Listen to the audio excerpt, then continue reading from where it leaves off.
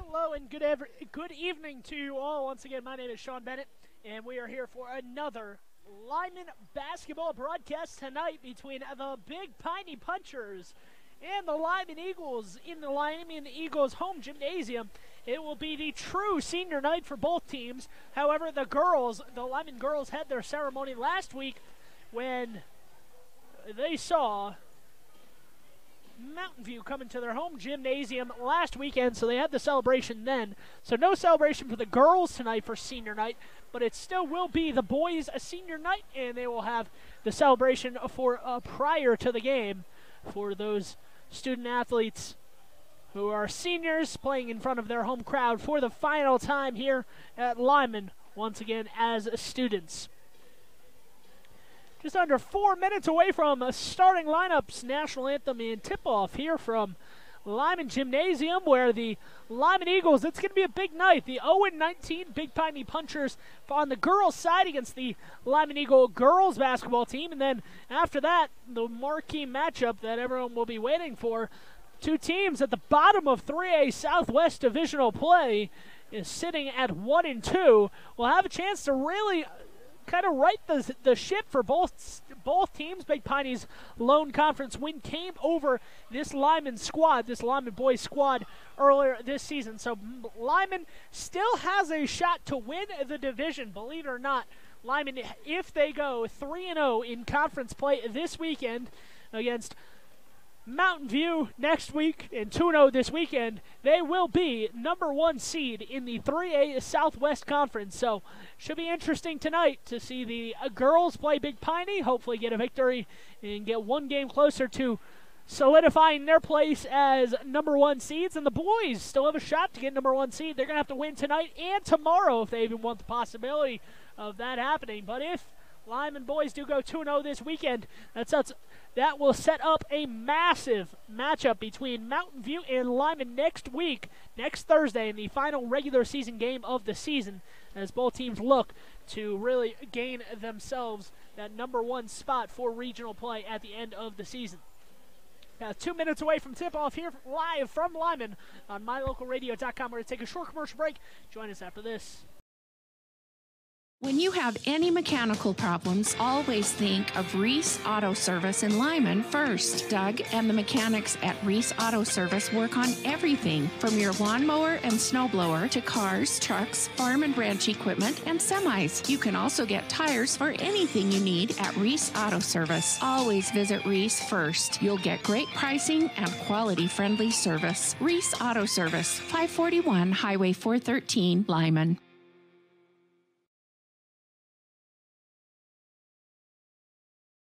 We know that when you think of Plains Tire in Evanston, you always think the Tire Professionals. Quality customer service. They're friendly with great prices. I really like Plains Tire in Evanston. But did you also know that the team at Plains Tire offers oil changes, windshield wiper checks, and free alignment checks? That's right, free alignment checks. We don't want you to quit thinking all those great things when you hear Plains Tire. We just want you to add to the list. Plains Tire, the Tire Professionals. Stop in today, 157 Bear River Drive. If you had a toothache, would you see a foot doctor? Or would you go to the dermatologist to have a baby? Of course not. When your vehicle needs service, take it to the best qualified mechanics. At Auto Farm Castle Rock Chevrolet, our technicians are GM certified service experts. They're trained to know every inch of your vehicle. Don't trust your vehicle to just anyone. Have all your service done at Auto Farm Castle Rock Chevrolet, 624 Front Street, Evanston. We're a different kind of dealer.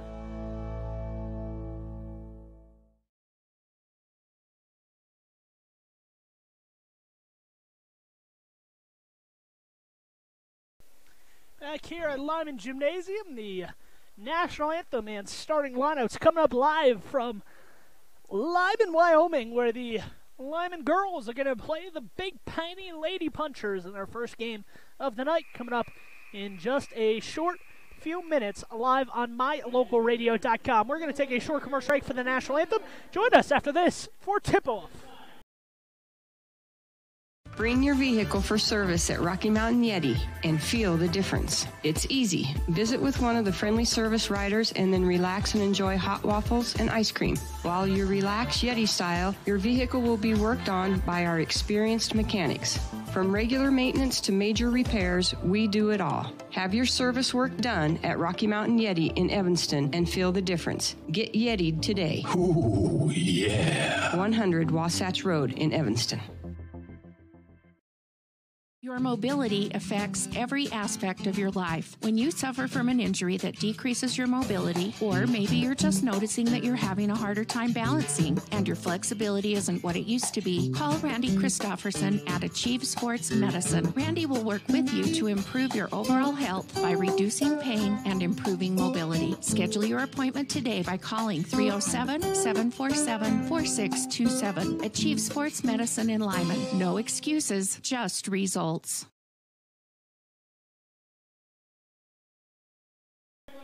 Starting lineups just about to be announced here. As they are, we will bring them to you. Big Piney coming up first. It's going to be number 3, Riker Goodman. Number 13, Addie Bennett. Another junior. Junior, number 20, Azavia Asombrano.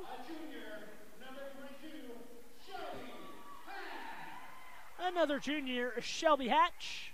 And a junior, number 31,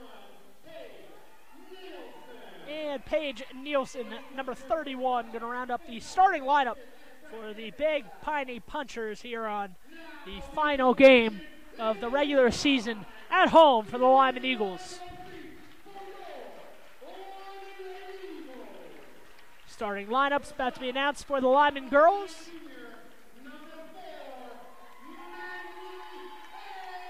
Mandy Ayer, number 4, going to make the start for the Lyman Eagles.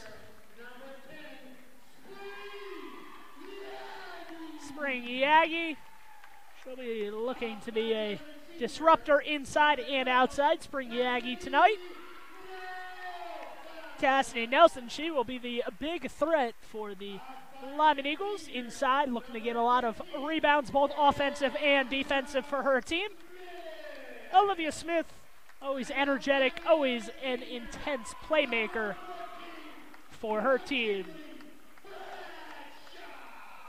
McKinley Bradshaw will round up the starting 5. McKinley, obviously the one to watch for the Lyman Eagles. We'll have to see how long McKinley lasts in tonight's game. Obviously, Big Piney 0-19 on the season, so we'll have to watch to see how long the starters remain in the game for the Lyman Lady Eagles playing the 0-19 Big Piney Punchers. It's going to be Riker Goodman going to tip this off against Cassidy Nelson. Cassidy Nelson wins the tip, and we will start the 8-minute clock, and we are underway from Lyman on this Friday night.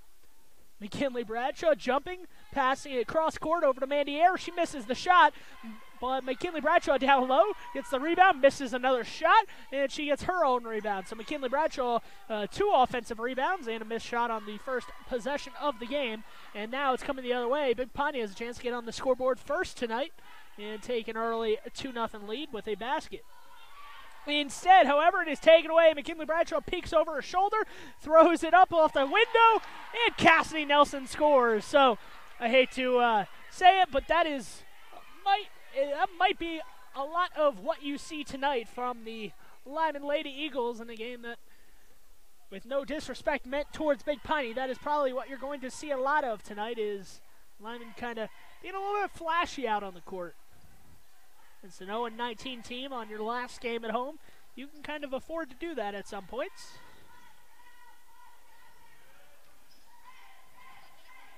Taken away inside, that is McKinley Bradshaw as she crosses midcourt, going left to right.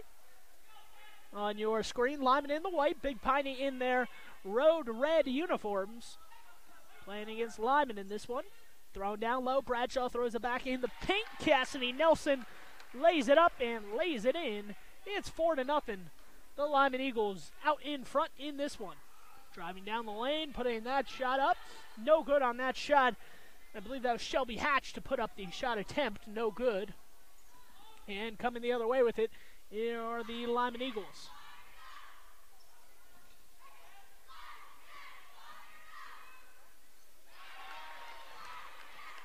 And that shot is up and good. So it's 6-0 here. The Lyman Eagles with the lead. Apologize for the camera issues. Camera is breaking out on me. Just give me 1 second to get it back on track.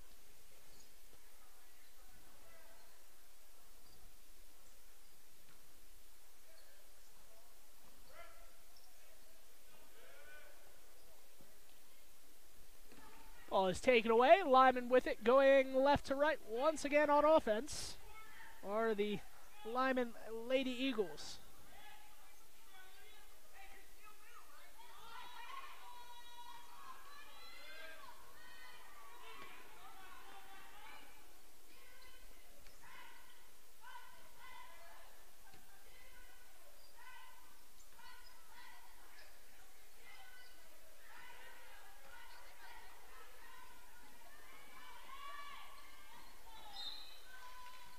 Apologize for the camera issues here. I don't know why my camera is, my scoreboard camera is not cooperating.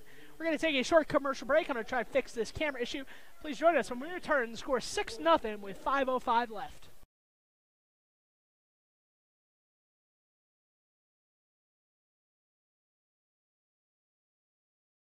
When you have any mechanical problems, always think of Reese Auto Service in Lyman first. Doug and the mechanics at Reese Auto Service work on everything from your lawnmower and snowblower to cars, trucks, farm and ranch equipment, and semis. You can also get tires for anything you need at Reese Auto Service. Always visit Reese first. You'll get great pricing and quality-friendly service. Reese Auto Service, 541 Highway 413, Lyman.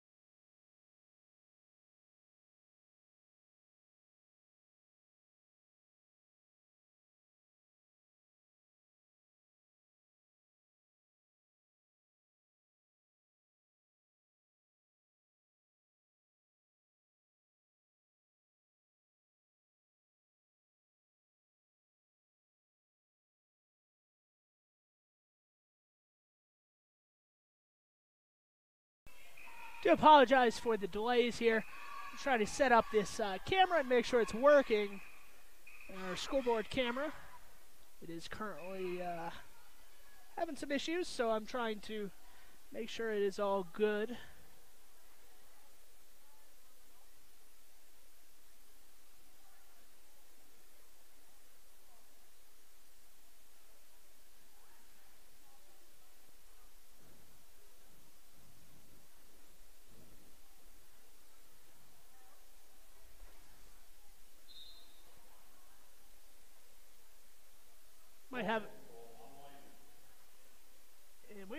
technical called on Lyman here.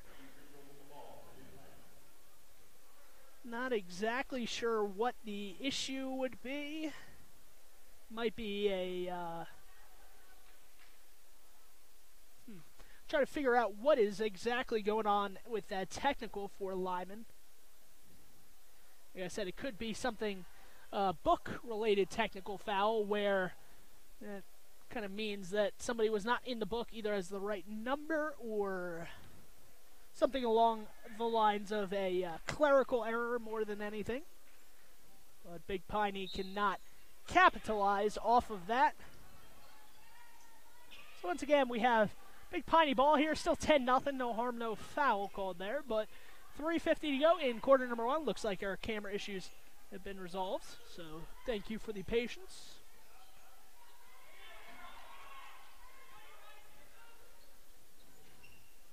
That is Sombrano up top with it. Sombrano gets it over to Espenchild.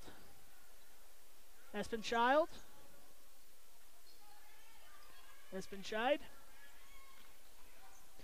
Big Piney trying to find some offense here, dropping it down low and putting that shot up is Riker Goodman, excuse me.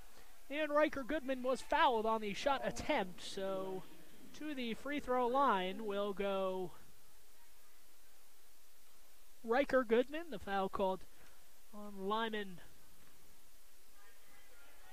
I think that's going to be Madison Harris picking up the foul there, so Harris picks up a foul. Might see a lot of the younger girls on the court for the Lyman Eagles. Expect kind of a lot of that tonight as Lyman does not necessarily, or will not, you would assume, or Jason Hansen would at least hope, you are not going to need all of his varsity starters for the full 32 minutes that they play in high school basketball against an 0-19 team. So give some of those younger girls some varsity minutes here. Bryce Hansen, a varsity player up top with it, gets it over to her teammate, and that's going to be is it a 3 or a long 2? I did not see the indication from the officials, but instead the ball is turned over right over midcourt. It's a long 2 on that last shot there. And Charlesy Rose picks up her first basket of tonight's contest, and Bryce Hansen maybe saw something that wasn't there. She throws the ball straight out of bounds on the baseline, so it goes back to Big Piney here. 2:55 left in quarter number 1. 12-0 the score. Live on mylocalradio.com. Pass thrown all the way down the court, and that's a scoop and a score for Big Piney. Xavier with the basket there, so Big Piney is on the scoreboard. 12-2 here, 2:38 to play in quarter number 1. Mandier lays it in from 4 feet away after getting the ball up in close, and now Big Piney is going left to right on offense. Right to left on offense, excuse me. And they throw it away, so Big Piney another turnover. We'll give it back to the Lyman Eagles here. 2:25 left on the clock. 14-2 the score. Lyman looking to impress here. Ball is loose, and I believe it's going to go out off of Big Piney, so it will go back to the Lyman Eagles here.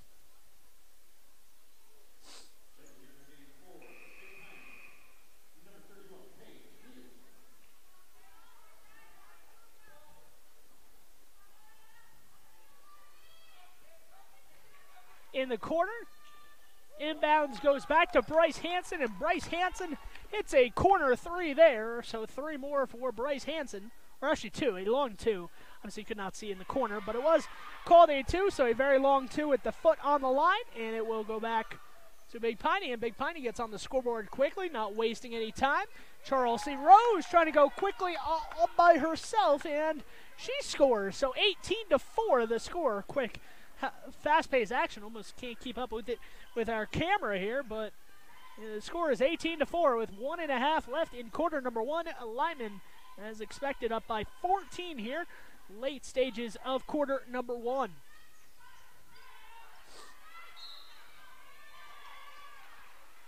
And a foul called on the inside, I believe, on this one. So 18-4 the score, and 1:28 on the clock.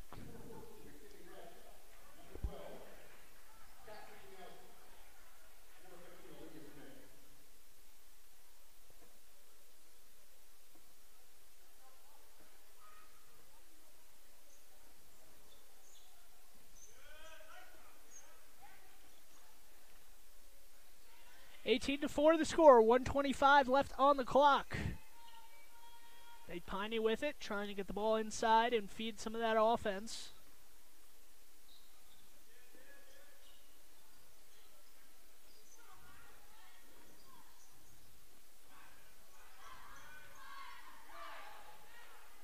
And the ball is taken away. Here comes Lyman going the other way, left to right on offense once again, wearing their white uniforms.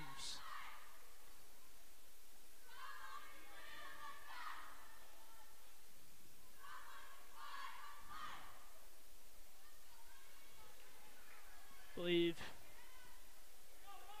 just an inbounds there on the sideline. 55 seconds left. Clock starts in the corner. Spring Yagi launches it up there. Olivia Smith might have just caught one in the chops, but she is able to get the ball and go towards the basket. She was fouled on that shot attempt.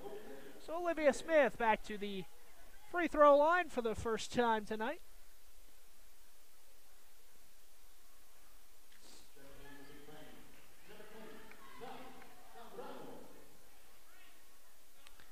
$18-4 to the score, 51.8 to go. Zavia Sombrano back in for the Big Piney Punchers in this contest. And that first shot is up, and that shot is good. So 19-4 after the two free throws. One of two goes down. And that one's knocked out of play off of Big Piney, off of Lyman on the Big Piney pass. And it will remain with Big Piney, and a timeout is called by Big Piney. We're going to stay right here on mylocalradio.com, a 30-second break. It'll allow us to catch our breath and catch up to what's going on here. Once again, Lyman Eagles with a win tonight and a win tomorrow can secure regional #1 seed at the end of the season.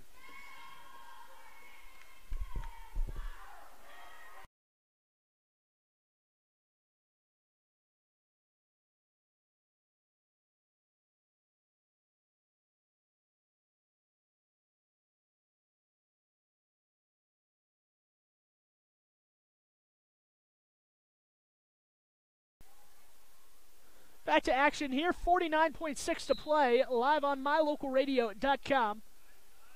Inbound coming at midcourt, and Big Piney's got it. 45 seconds to go here in the quarter. Still in the first quarter, Lyman with a 19-4 advantage. They've looked good so far. Bit of a mixed match lineup, playing with some of their seniors and then playing with some of the younger players.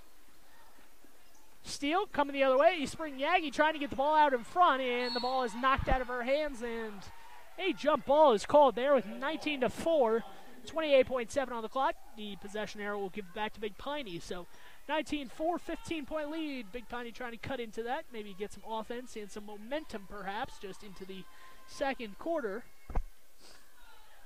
Ball is tipped away into the corner near midcourt. Big Piney gets it back, but then turns it over. Olivia Smith with the takeaway. Smith outlets it to Spring Yagi, but a little bit too far. Yeah, you did not have a chance to go get it. Instead, it will be a Piney ball here with 9.8 on the clock. 4 on the clock. Pass to the corner. Jump shot on the baseline, up and no good. And that will end quarter #1 here from Lyman. The score 19-4. Lyman with the lead. Jacoby Hibbert misses what would have been a buzzer beater at the end of the quarter, and Lyman will go into the second quarter up by 15. Join us after this commercial break on mylocalradio.com.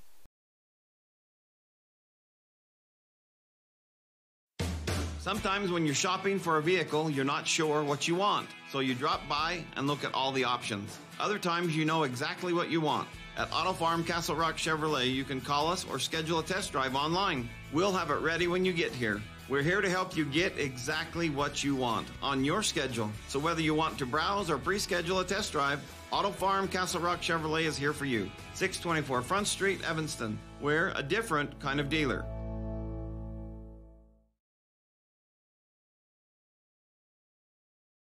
My name is Dr. Micah Pullins. I'm an orthopedic surgeon at Evanston Regional Hospital. Orthopedic surgery is the practice of medicine centered around bones and joints. It's all about movement and activity and getting that to be less painful.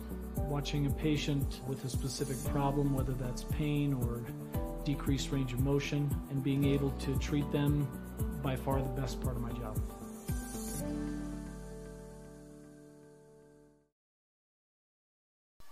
Just starting the second quarter. Sorry for the delay there. Commercial ran a little bit long. And McKinley Bradshaw with the first bucket of the second quarter. 21-4 now the score. Lyman looking good doing it so far tonight. Another turnover down low. McKinley Bradshaw coming away with it, going left to right on offense on your screen. Wearing the white are the Lyman Eagles. Big Piney Punchers in the red. Nice pass down low. Cassidy Nelson lays it up and lays it in. Cassidy Nelson, 2 more points for the Lyman Eagles. And then another turnover right past midcourt where Olivia Smith has it. Smith drops it off to Bradshaw. Bradshaw setting up a play. It's it over. Spring Yagi for 3, and she's got it. Spring Yagi from downtown. In that lead, now at the largest as it has been all day, at 22. Another takeaway inside. Here comes McKinley Bradshaw. She throws it off the backboard. I think she was going to try to get it herself and maybe lay it in at the rim. Very athletic play there. Just did not work out in McKinley Bradshaw's favor, however. 26-4, and another takeaway gives it back to the Lyman Eagles. McKinley Bradshaw will trot it across midcourt. 3 from the outside. Bryce Hansen, yes sir. All 3 of them from downtown, and it's 29-4. Lyman forces another takeaway on the other end. Big Piney cannot seem to get into the half court. Seems like they are turning it over before they even get into their half court offense as it stands. Foul on the outside in that deep corner called on Big Piney. So Lyman will be inbounding here from the sideline. And 5 substitutes coming in, or no, 4, and then Olivia Smith will remain on the court. So Lyman full sail changes. Mandier in the corner open. Olivia Smith passes it up top to, I believe, Charles Lee Rose instead. Nice cut for Olivia Smith. Gets at the basket, misses the shot. Gets her own rebound and misses that second attempt. But the ball is deflected out of bounds off of Big Piney. So Lyman will once again get the ball, and a timeout has been called. So a lot of timeouts early in this contest. We're going to take this timeout too on mylocalradio.com.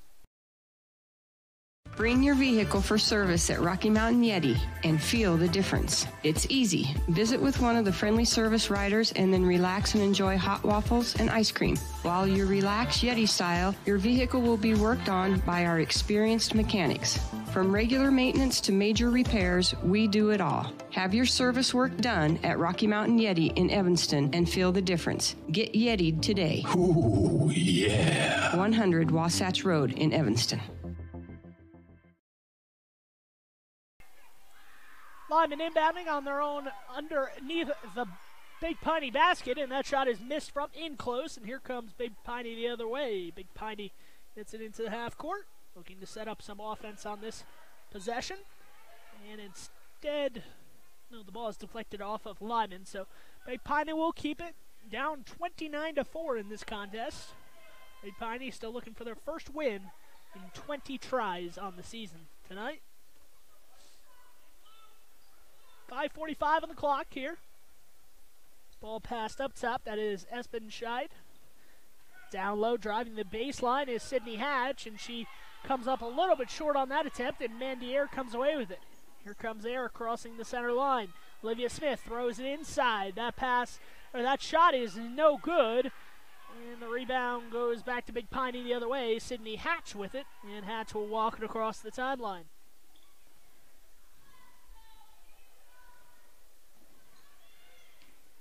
Pump fake, drive. The attempt from Hatch is no good, and 29-4, 5:13 on the clock.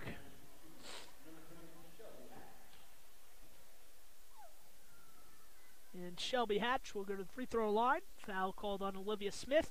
Her first, and the 4th called against the Lyman Eagles in this contest.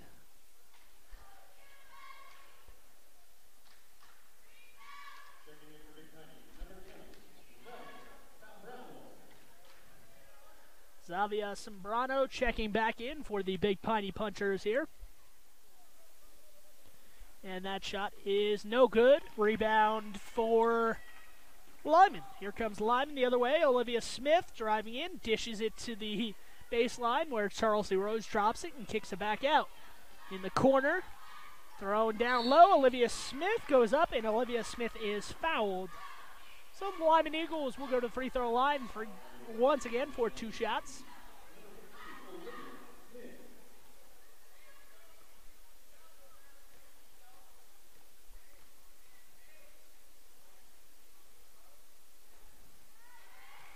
First shot from Olivia Smith at the free throw line is good. So that increases the lead to 30-4 for the Eagles tonight. Making it look easy.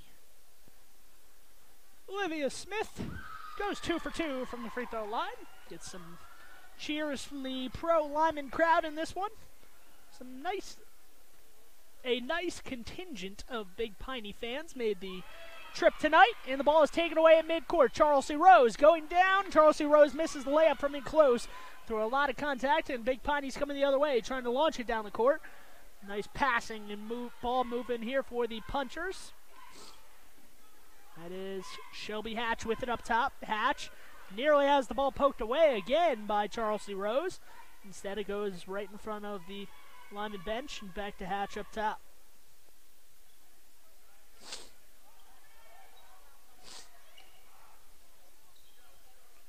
Back to the corner, Hatch, pump fake, drive baseline, and that shot is just a little bit long. No good on that attempt, and Lyman has it coming the other way. Charles Lee Rose drives inside the free throw line. A lot of contact, no good on the shot. Olivia Smith with the rebound, and another miss. Here comes Lyman getting an and one. The Lyman Eagles able to get the offensive rebound. Madison Harris. Madison Harris at the free throw line, looking to complete the 3-point play and make it 34-4. And that is what she does. So Big Piney, a couple more substitutions checking in.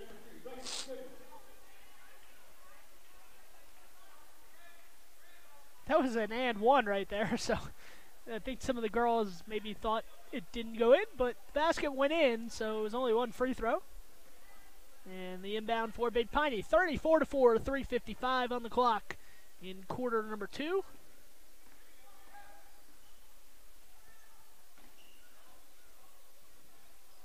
On the outside, Hatch with it now. Nearly taken away by Madison Harris, and now it is. Into the backcourt it goes. Harris tracks it down. Harris lays it up, no good. Rebound down low. Mandy Air scores 2 more for the Lyman Eagles. 36-4 now with 3:25 on the clock.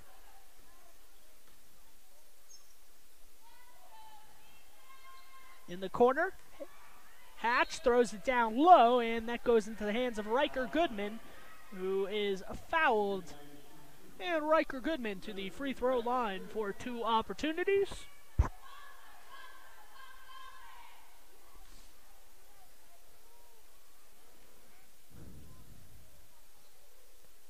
First free throw from Riker Goodman is up and good, so that increases the point total for the Big Piney Punchers to 5 on the evening. Well, Friday night marquee basketball. Big Piney with another substitution.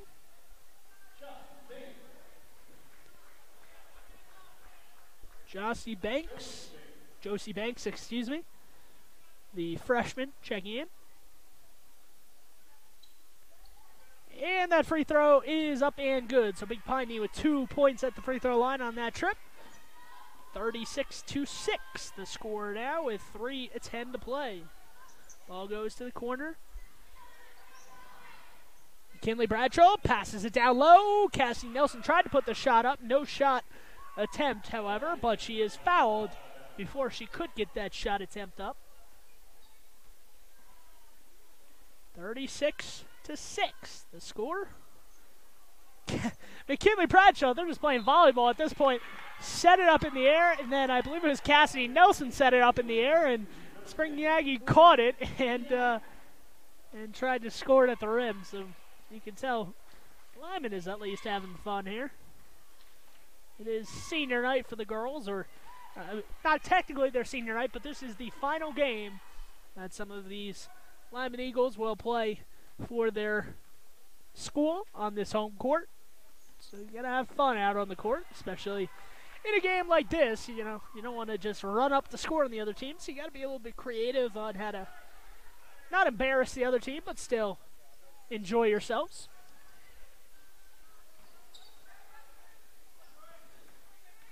Zavia Sembrano dishes it off to Josie Banks, the freshman.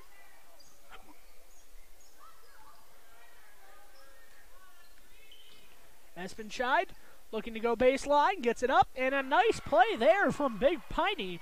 Zavia Sembrano goes to the rim, lays it up, and lays it in. Nice back cut there on the baseline to score 2 for the Big Piney Punchers.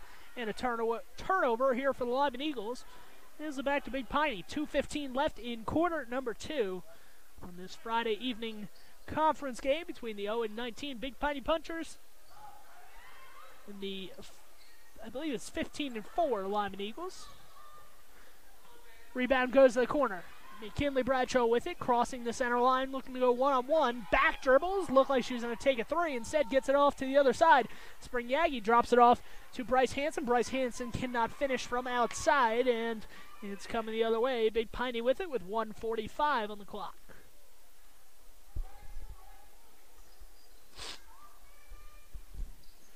On the outside, that shot attempt is no good from Sembrano.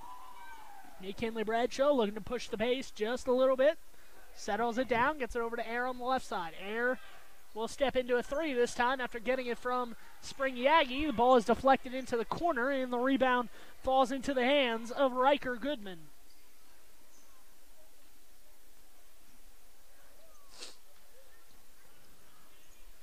Zavia Sembrano throws it down low, and a nice fadeaway there from Jacoby Hibbert. Jacoby Hibbert, nice little move from the sophomore there. Very young team in the Big Piney Punchers. Do not have any seniors on their entire roster. Have a couple juniors, but that is all. So a very young team. And speaking of young, Bryce Hansen, a freshman, hits a 3 from the outside. Bryce Hansen, she's been doing that all year long, and no surprise that she hits another 3 from the outside. Corner, 3 there, no good. Rebound for Spring Yagi. McKinley Bradshaw crossing the center line. No one's going to guard her. She steps into a 3. Instead, passes it down low into the hands of Mandy Air, who scores another 2 for the Lady Eagles in this one. That shot is up, no good, but a foul called. Riker Goodman will go to the line once again for the Big Piney Punchers.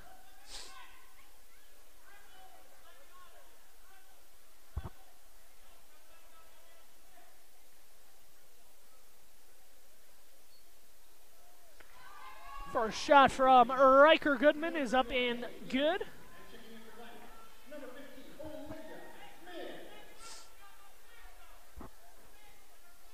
Olivia Smith checking back in for the Lyman Eagles at that last free throw. Free throw is up, no good. McKinley Bradshaw with the rebound. Bradshaw hands it off to Bryce Hansen. Bryce Hansen crosses the center line with it and backs it out towards midcourt for a second while Lyman looks to run an offensive set here. 7 on the clock. 5 in the corner. Bradshaw for 3, fading away, no good. Bryce Hansen with the rebound. 2 to go. She's got to put the shot up, and no good. Passed it to Spring Yagi. Spring Yagi did not see the clock, and instead passed it, and that is how we will go into halftime here at Lyman High School, where the Big Piney Punchers are down 43-11 to the number 1 seed, the number 1 team out of the Southwest in 3A classification, the Lyman Eagles. 43-11 the score. Join us after this commercial break for more action from Lyman. Hello, this is Dr. McKay Frankham. As a dentist in Evanston for over 20 years now, my mission has always been to provide quality dental care for people of all ages at reasonable prices. I'm a detail-oriented person, and it's important to me to stay current on new dental procedures and protocols that can help my patients have the best experience and have the best results. Over the years, I've also worked to keep my overhead low so that I can pass those savings on to my patients. I believe everyone deserves quality dental care. Please call us today at 307-789-8910.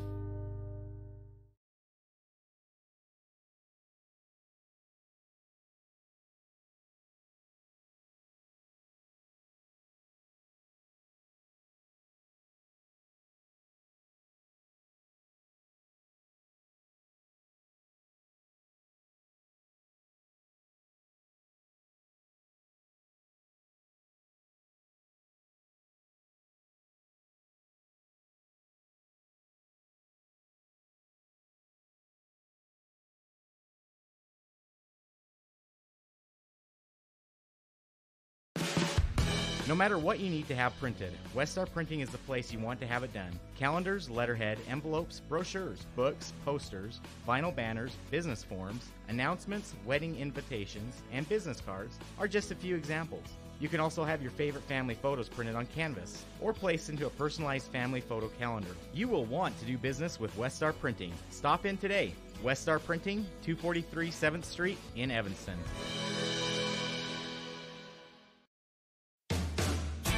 Some folks say that life can be measured in seasons. At Auto Farm Castle Rock Chevrolet in Evanston, we have vehicles for every season. From new to experienced drivers, we understand that safety, affordability, and great mileage are always on the must-have list. So whether you're just starting out or it's time to expand your fleet, we've got every season covered. Auto Farm Castle Rock Chevrolet. Stop in today, 624 Front Street, Evanston. We're a different kind of dealer. My name is Dr. Michael Kunzler. I'm an orthopedic surgeon at Evanston Regional Hospital. I perform total hip, total knee, and total shoulder replacement. The huge majority of patients of mine that have undergone total joint replacement have been dealing with pain and disability for many years. After joint replacement and recovery, patients are back to doing the activities that they want to do.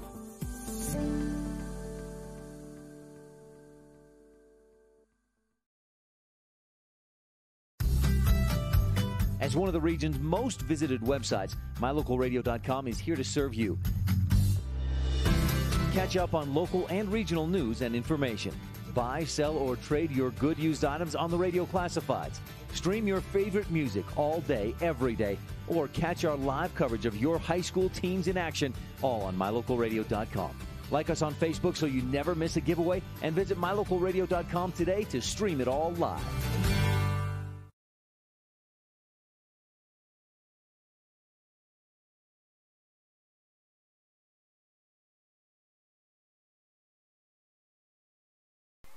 Back here at Lyman High School in Lyman, Wyoming, where the Lyman Lady Eagles are on the court. It is halftime, 43-11 the score.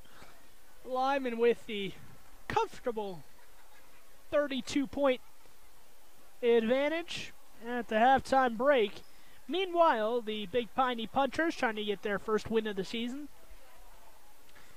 Their head coach, Brian Espenscheid, realizes he has a very young group in front of him. His team might be good in a few years, but as of right now, when you have so many freshmen on your roster and then just a ton of youth on the roster, a ton of sophomores, ton of freshmen, and a couple juniors, he knows that this is not necessarily the team built for teams like Lyman, where they have 5 seniors on the court at one time, and the seniors include McKinley Bradshaw, who is obviously going to play at the University of Wyoming on a full basketball scholarship next year. These are games maybe his team won't be able to compete, but it is invaluable experience for his team, knowing that in the coming years his team will be able to take the court and be proud of the effort that they put out there. Not that he is not proud right now, but obviously when the scoreboard is showing 43-11 at the halftime break, there's only so many positives you can draw from a game of that type. So, Lyman Eagles up by 32 ahead of the halftime break. We'll have to see how much Jason Hansen elects to play his majority of his starters here in the second half, because with a 32-point lead, obviously those are the scenarios where you might not be able to or might not want to play them as often as in the past. But the problem being, in this, it is Lyman's final home game of the season. So for the seniors of this Lyman girls basketball team, you obviously want to send them out the right way. You don't want to just play one quarter in what would be their final game. So seen a lot of creativity for the Lyman girls basketball team, looking to kind of have fun out on the court. If you missed our stream last week, obviously the reason that the Lyman Eagles girls basketball team had their senior night last week was Michaeli Bradshaw, the cousin of McKinley Bradshaw, is out this week at a concert, I believe, a musical choir concert or a band concert. I'm not exactly sure what the exact definition or the exact description of what it was, but she is performing, I believe, at BYUI, if I'm not mistaken, she had told me. So she is not here this week. Obviously, Jason Hansen and the entire program really wanted to recognize McKaylee Bradshaw for the giant help that she has been and the contribution that she really has meant to this entire Lyman community. So that is why Lyman had their senior night last week against Mountain View. The boys, however, did not have their senior night last week. They will have their senior night festivities kicking off right after this first girls game concludes, live on mylocalradio.com. About 3 minutes away from the start of the second half, live on mylocalradio.com. We're going to take a short commercial break. Join us after this for more action from Lyman, Wyoming. Bring your vehicle for service at Rocky Mountain Yeti and feel the difference. It's easy. Visit with one of the friendly service riders and then relax and enjoy hot waffles and ice cream. While you relax Yeti style, your vehicle will be worked on by our experienced mechanics. From regular maintenance to major repairs, we do it all. Have your service work done at Rocky Mountain Yeti in Evanston and feel the difference. Get Yeti'd today. Ooh, yeah. 100 Wasatch Road in Evanston. Your mobility affects every aspect of your life. When you suffer from an injury that decreases your mobility, or maybe you're just noticing that you're having a harder time balancing and your flexibility isn't what it used to be, call Randy Christofferson at Achieve Sports Medicine. Randy will work with you to improve your overall health by reducing pain and improving mobility. Schedule your appointment today by calling 307-747-4627. Achieve Sports Medicine in Lyman. No excuses, just results. You're in good hands when you choose Dr. Stosage and Dr. Buick at Wyoming Dental Specialties for dental implants and wisdom tooth extractions. They work with passion and focus. They use techniques and technologies that are modern and precise. With 2 decades of experience, their skills are highly specialized. If you need teeth extractions or dental implants placed, come see Dr. Stosage or Dr. Buick at Wyoming Dental Specialties, 50 Park Road, or call us at 307-789-9034. Back here from Lyman, Wyoming. McKinley Bradshaw, some of those Lyman players warming up on the court. Just even in the warm-ups, obviously not trying 100%. You can kind of see how athletic McKinley Bradshaw is and her talents on the basketball court and why she really deserves that scholarship that she was awarded or received to the University of Wyoming to play basketball next year. I believe I saw her shoot 10 consecutive threes while she was in warm-ups or something around that. I was not exactly counting, but I was counting after I kind of glanced over and saw her making them. She made at least 5 threes in a row, not even trying, just kind of stepping right into it. So you can tell McKinley Bradshaw with a smooth stroke from downtown, really just a pure basketball player where probably spent many, many hours in the basketball gym throughout her high school career and even before that to really earn and deserve that full scholarship. So all the credit in the world goes to McKinley Bradshaw. And we look forward to seeing her on the court for Wyoming Cowgirl basketball next season. Should be a fun time for those in Wyoming, making a trip out there to see the former Lyman star. Obviously, her career here at Lyman is not done. She got a volleyball state championship along with some of these other girls on the basketball court right now. They're looking for a state basketball title coming up at the end of the month.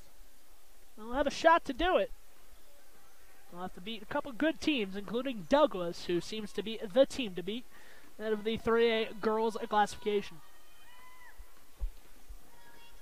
Big Piney opens up the second half with the ball. Going left to right now on offense in the red uniforms. And that shot is put up, and a good shot there for Xavier Zambrano, opening up the score in the second half. 43-13 the score, 7:25 to play in quarter number 3. McKinley Bradshaw tosses it to the corner.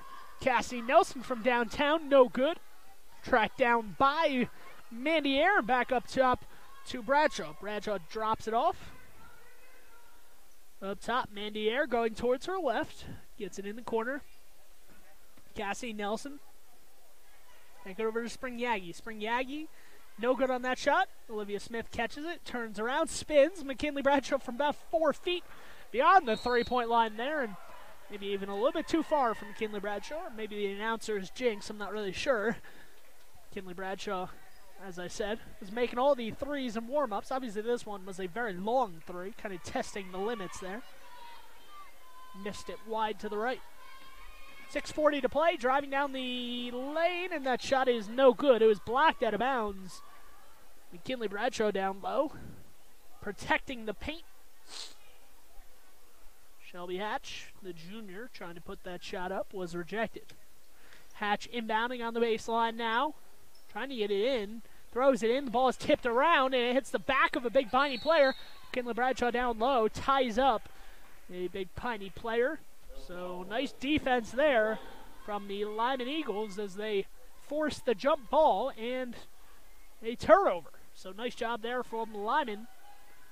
6.5 to play, 43-13 the score. Spring Yagi throws it inside to Cassie Nelson. Up top, McKinley Bradshaw over to Cassie Nelson on the left side, reverse to the right. Mandier skies that three. Kind of a rainbow arc to it, but it all counts just the same. Mandier from downtown, and it's 46-13.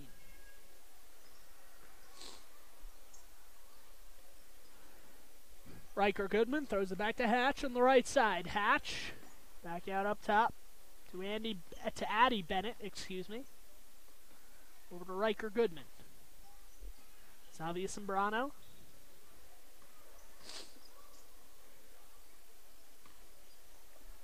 Goodman drops it off to Paige Nielsen. A lot of movement on this possession for the Big Piney Punchers, looking to find an open shot, and instead goes past the outstretched hands of Shelby Hatch. Or no, is the ball tipped out?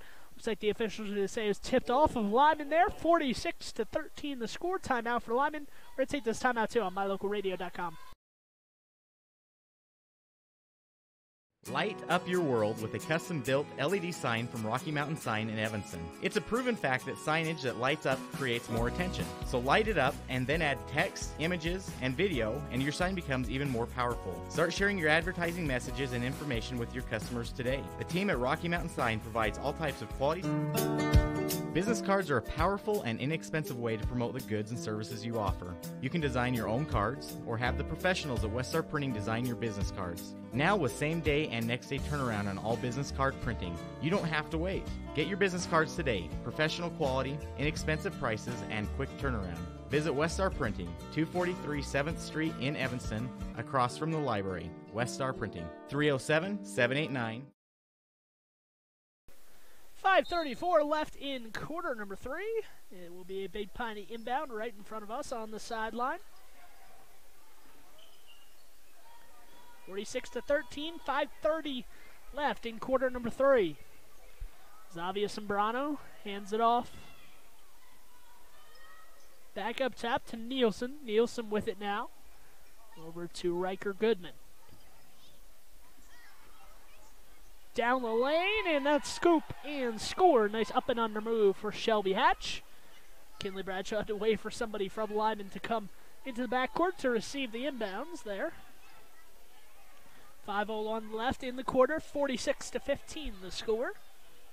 On the outside, Mandier throws it back to Olivia Smith. Inside, McKinley Bradshaw throws it back out to Smith, and Smith goes a little bit long on that three-point attempt. Goes off of Big Piney, however, out of bounds. And it will go back to the Lyman Eagles. And now 4 more substitutions coming in. Lyman only has 4 on the bench tonight, so they can't make a full 5 substitution. But they leave 1 player out on the court, and that player is McKinley Bradshaw on this rotation. So Hope's in it. Bryce Hansen. Hansen on the outside. Hansen's 3, no good. Rebound down low for the Lyman Eagles, and that one is, I believe, a foul was called. I believe that was Hope Sinnott down low getting the rebound. And Zavia Sembrano picks up her 3rd personal foul on that swipe. Ball thrown in. McKinley Bradshaw tapping it right back to the inbounder, Hope. Hope Sinnott, and that one is deflected out of bounds once again off of Big Piney. Inbounds goes to Bradshaw, back in the corner, Hansen. Nice defense there from Big Piney. Back down low to Bradshaw, being triple teamed, able to throw it out. Bryce Hansen on the left side now, looking to go somewhere with it, throws it inside to the free throw line to Bradshaw. Bradshaw kicks it out, Hansen on the outside for three. No good on that shot attempt, but the rebound pulled away from Hope Sinnott. Hope Sinnott grabs it, gets it back to Bradshaw. Bradshaw at the free throw line, spinning. No look pass out to Hansen. Hansen cutting in, gets it out to her teammate on the outside. Trying to find an open player. Charlotte Rose finds herself open.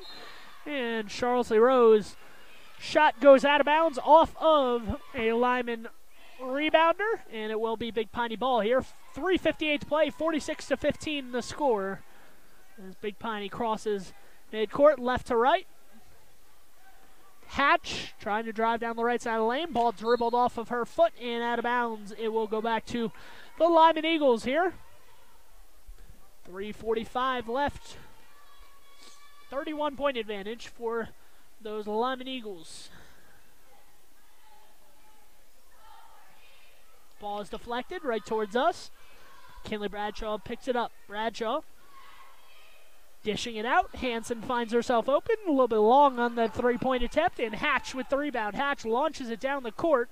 Big Piney trying to run. And Big Piney nearly scored there off the front rim and out. Bradshaw with it now going right to left. Bradshaw walks into a three. Can't get it to go. Rebound for Hope Sinnott. Hope Sinnott's pass is intercepted. Hatch, and here comes Hatch one-on-one with Bradshaw going the other way. Hatch leans in and can't get the shot to go. Rebound pulled away. Bryce Hansen with it. Bryce Hansen loses it, or maybe it was knocked out of her hand. However, it is off of Bryce Hansen's hands, I believe, and out of play. So it will be Big Piney basketball here, forcing the turnover on that possession. 3 minutes on the clock in the third quarter. 46-15 the score. 2:55 now as we cross midcourt. Big Piney just trying to find some offense late in this contest. Espenscheid. Over to Josie Banks. Now Jacoby Hibbert with it. Josie Banks. Up top, using the screen, throwing it down low. Ball is tipped around and tipped away. It will be Lyman ball. 2:18 on the clock. On the outside, Bryce Hansen from downtown. Bryce Hansen for three on that one. And with 2:10 on the clock, Lyman once again will have possession. Or Big Piney has possession, excuse me. 49-15, Lyman scores on their last possession. Big Piney trying to do the same here. Trying to answer on that three. No good from Espenscheid. Rebound goes back out up top. Espenscheid with it. Sombrano. Over to Goodman. Espenscheid from the outside nails the three. Nice shot there for Cassidy Espenscheid, the sophomore here for the Big Piney Punchers. Trying to answer with their own three is Lyman, and that shot from outside, no good. And here comes Big Piney going the other way.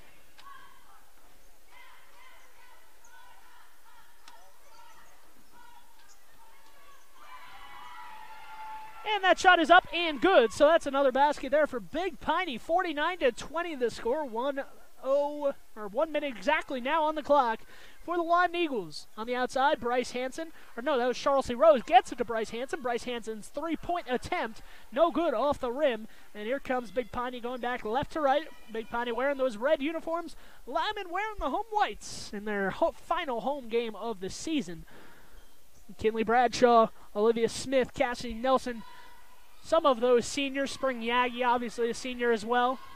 Most of them are actually seated at the table looking to come in for a Lyman, for Lyman on the next possession. Some of those seniors know that these are the final minutes they will play in their home basketball careers. Obviously, they hope that they have, 2-3 more weeks left in the season. They'll have tomorrow at Pinedale, which we will have live on mylocalradio.com. And then we will also have next Thursday's matchup to end the regular season at Mountain View. Lyman at Mountain View in a Bridger Valley battle. Lyman won the last contest in overtime. Should be an interesting contest next Thursday night. Thank you for tuning in once again. That was the end of the third quarter. We've got one more quarter on the Lyman Eagles girls basketball home season. Join us for that after this commercial break. If you had a toothache, would you see a foot doctor? Or would you go to the dermatologist to have a baby? Of course not. When your vehicle needs service, take it to the best qualified mechanics. At Auto Farm Castle Rock Chevrolet, our technicians are GM certified service experts. They're trained to know every inch of your vehicle. Don't trust your vehicle to just anyone. Have all your service done at Auto Farm Castle Rock Chevrolet, 624 Front Street, Evanston. We're a different kind of dealer.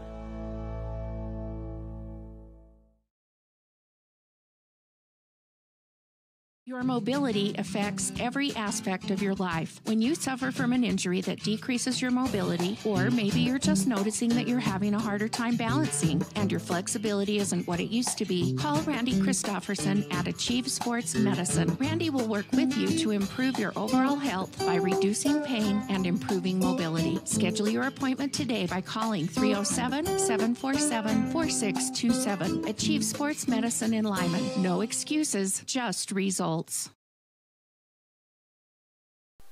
Back here for the final quarter of action, 49-20 the score. Lyman looking to close out the final home game of the season with a victory. And that shot is up, and a foul was called. Let's see who the ref got that foul against.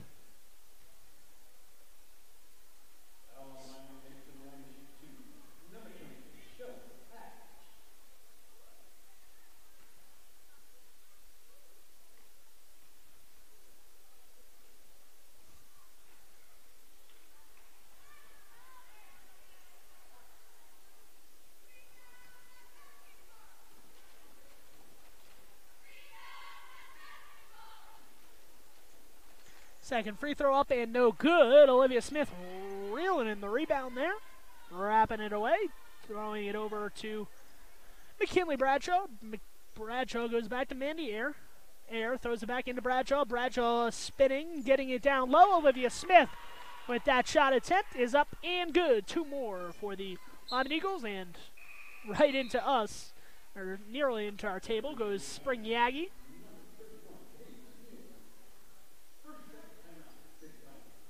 30-second timeout for Big Piney. We're going to stay right here on mylocalradio.com.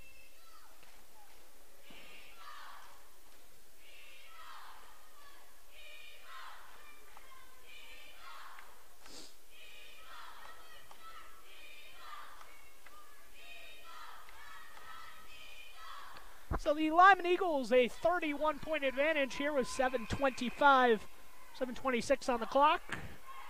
Jason Hansen offering some instructions to his team, trying to get them over and across the finish line of this one, which will set up one game tomorrow against Pinedale for the Lyman Lady Eagles.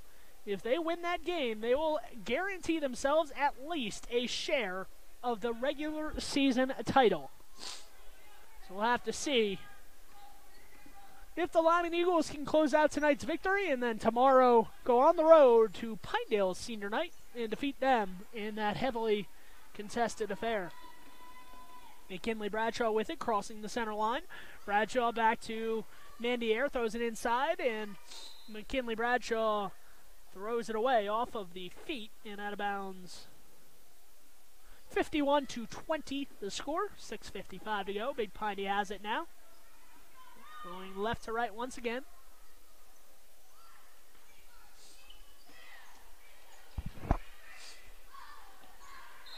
And that ball is deflected out of bounds off of Lyman. It will remain with Big Piney here. 6:43 on the clock. 51-20 the score. And reminder, just to stay tuned after this girls game concludes for a boys battle that should, or will, I guess you could say, will mean a lot. And we'll tell you a lot about conference seeding going into regionals, because if Lyman wins tonight, they almost guarantee themselves a top 3 finish in the conference standings, meaning they will avoid Lander in the opening round. But that is with a win tonight for the Lyman Eagle boys. The Lyman Eagle boys, if they were to win tonight and tomorrow, will have a chance to win the division. Yes, believe that or not. The Lyman Eagles will have a chance to win the division if they finish the season undefeated from here on out. Get a win tonight, tomorrow, and next week at Mountain View. They defeated Mountain View last week, and that's what kept them alive in division standings for the division crown. Obviously, it does not mean the world will not end if Lyman does not win the boys division crown, but it is something that the Lyman boys obviously would love to shoot for, especially midway through the season when it looked like they might be destined to finish last in a first round matchup against Lander in the regionals.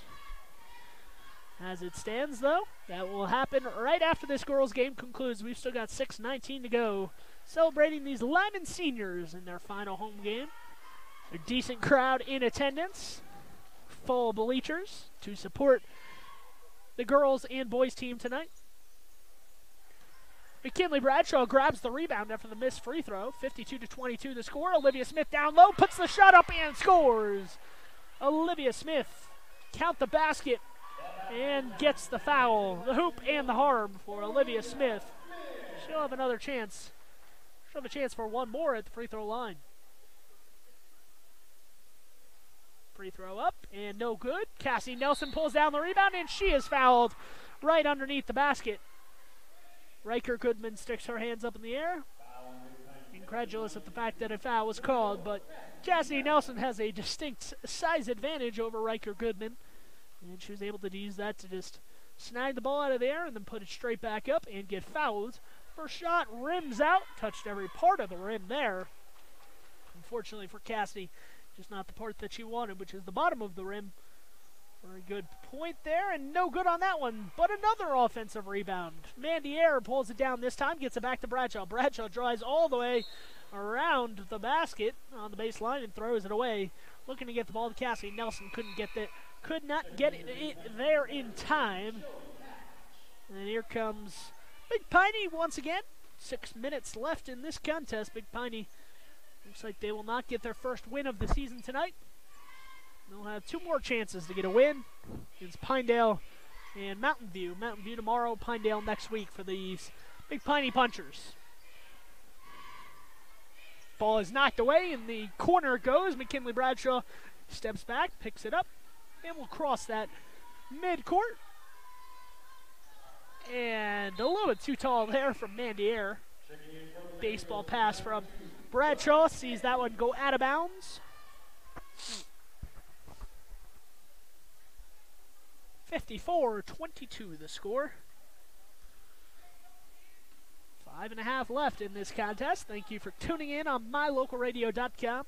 I'd like to once again thank all of our advertisers who sponsored us and advertised with us this season. If you're interested in picking up an advertisement for regional and state play, please call our radio station out of Evanston, Wyoming, Cook Brothers Broadcasting out of Evanston, Wyoming.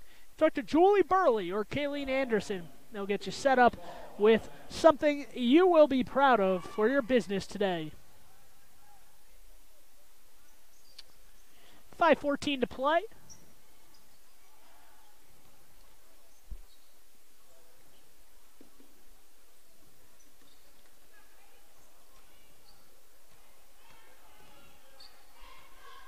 And the ball is taken away. McKinley Bradshaw with it now, going right to left. Bradshaw doesn't look content to stop. She's not going to. She'll hand it off over to Bryce Hansen. Bryce Hansen held her follow through, but it did not go through the net. And Bryce Hansen tried to get a steal going the other way, tried to undercut the pass and went right through her hands. Unfortunately for Big Piney, however, they missed the layup down low.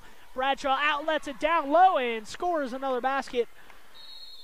And the score 56-22, and I believe a timeout has been called for Big Piney with 4:39 to play. So we're going to take this timeout too on mylocalradio.com. Bring your vehicle for service at Rocky Mountain Yeti and feel the difference. It's easy. Visit with one of the friendly service riders and then relax and enjoy hot waffles and ice cream. While you relax Yeti style, your vehicle will be worked on by our experienced mechanics. From regular maintenance to major repairs, we do it all. Have your service work done at Rocky Mountain Yeti in Evanston and feel the difference. Get Yeti'd today. Ooh, yeah. 100 Wasatch Road in Evanston. Your mobility affects every aspect of your life. When you suffer from an injury that decreases your mobility, or maybe you're just noticing that you're having a harder time balancing and your flexibility isn't what it used to be, call Randy Christofferson at Achieve Sports Medicine. Randy will work with you to improve your overall health by reducing pain and improving mobility. Schedule your appointment today by calling 307-747-4627. Achieve Sports Medicine in Lyman. No excuses, just results.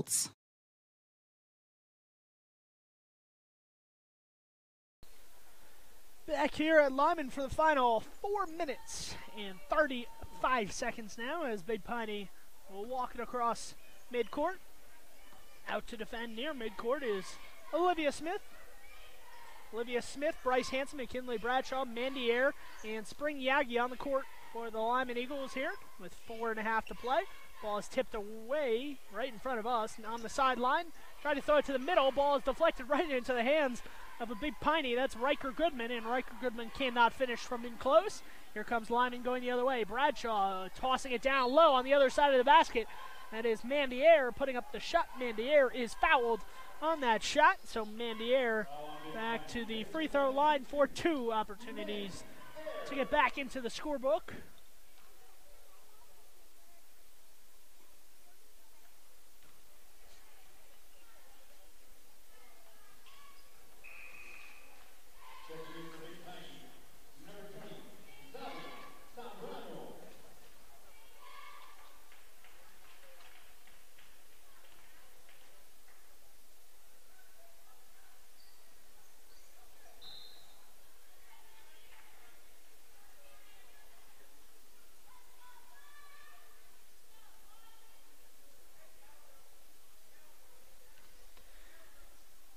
Two missed free throws there from Mandy Air, and back to the other side.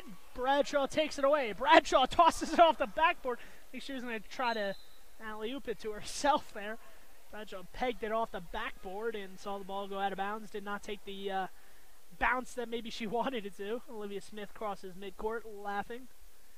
Nice attempt there for Bradshaw. She got a steal, up 34 points. Figured might as well try something fancy.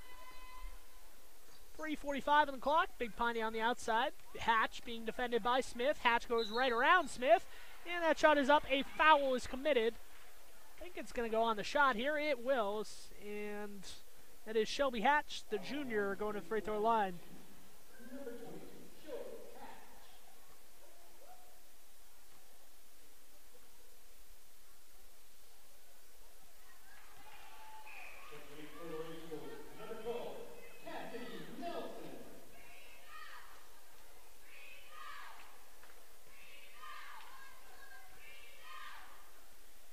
First free throw is up and good. Second one coming from Hatch. Hatch misses that one. And Bradshaw pulls down the rebound. Bradshaw now going right to left. Bradshaw cutting across the lane. Bryce Hansen open in the corner. Instead, she goes up to top to Spring Yagi, who misses that long three-point attempt. And here comes Big Piney the other way, trying to score on back-to-back possessions. On the outside, that will not happen on this possession. Zavia Sembrano probably would have had to be about 8 feet to catch up to that one, as that one was well over her head. Bradshaw working towards her right, gets it over to Spring Yagi. Bradshaw with it now.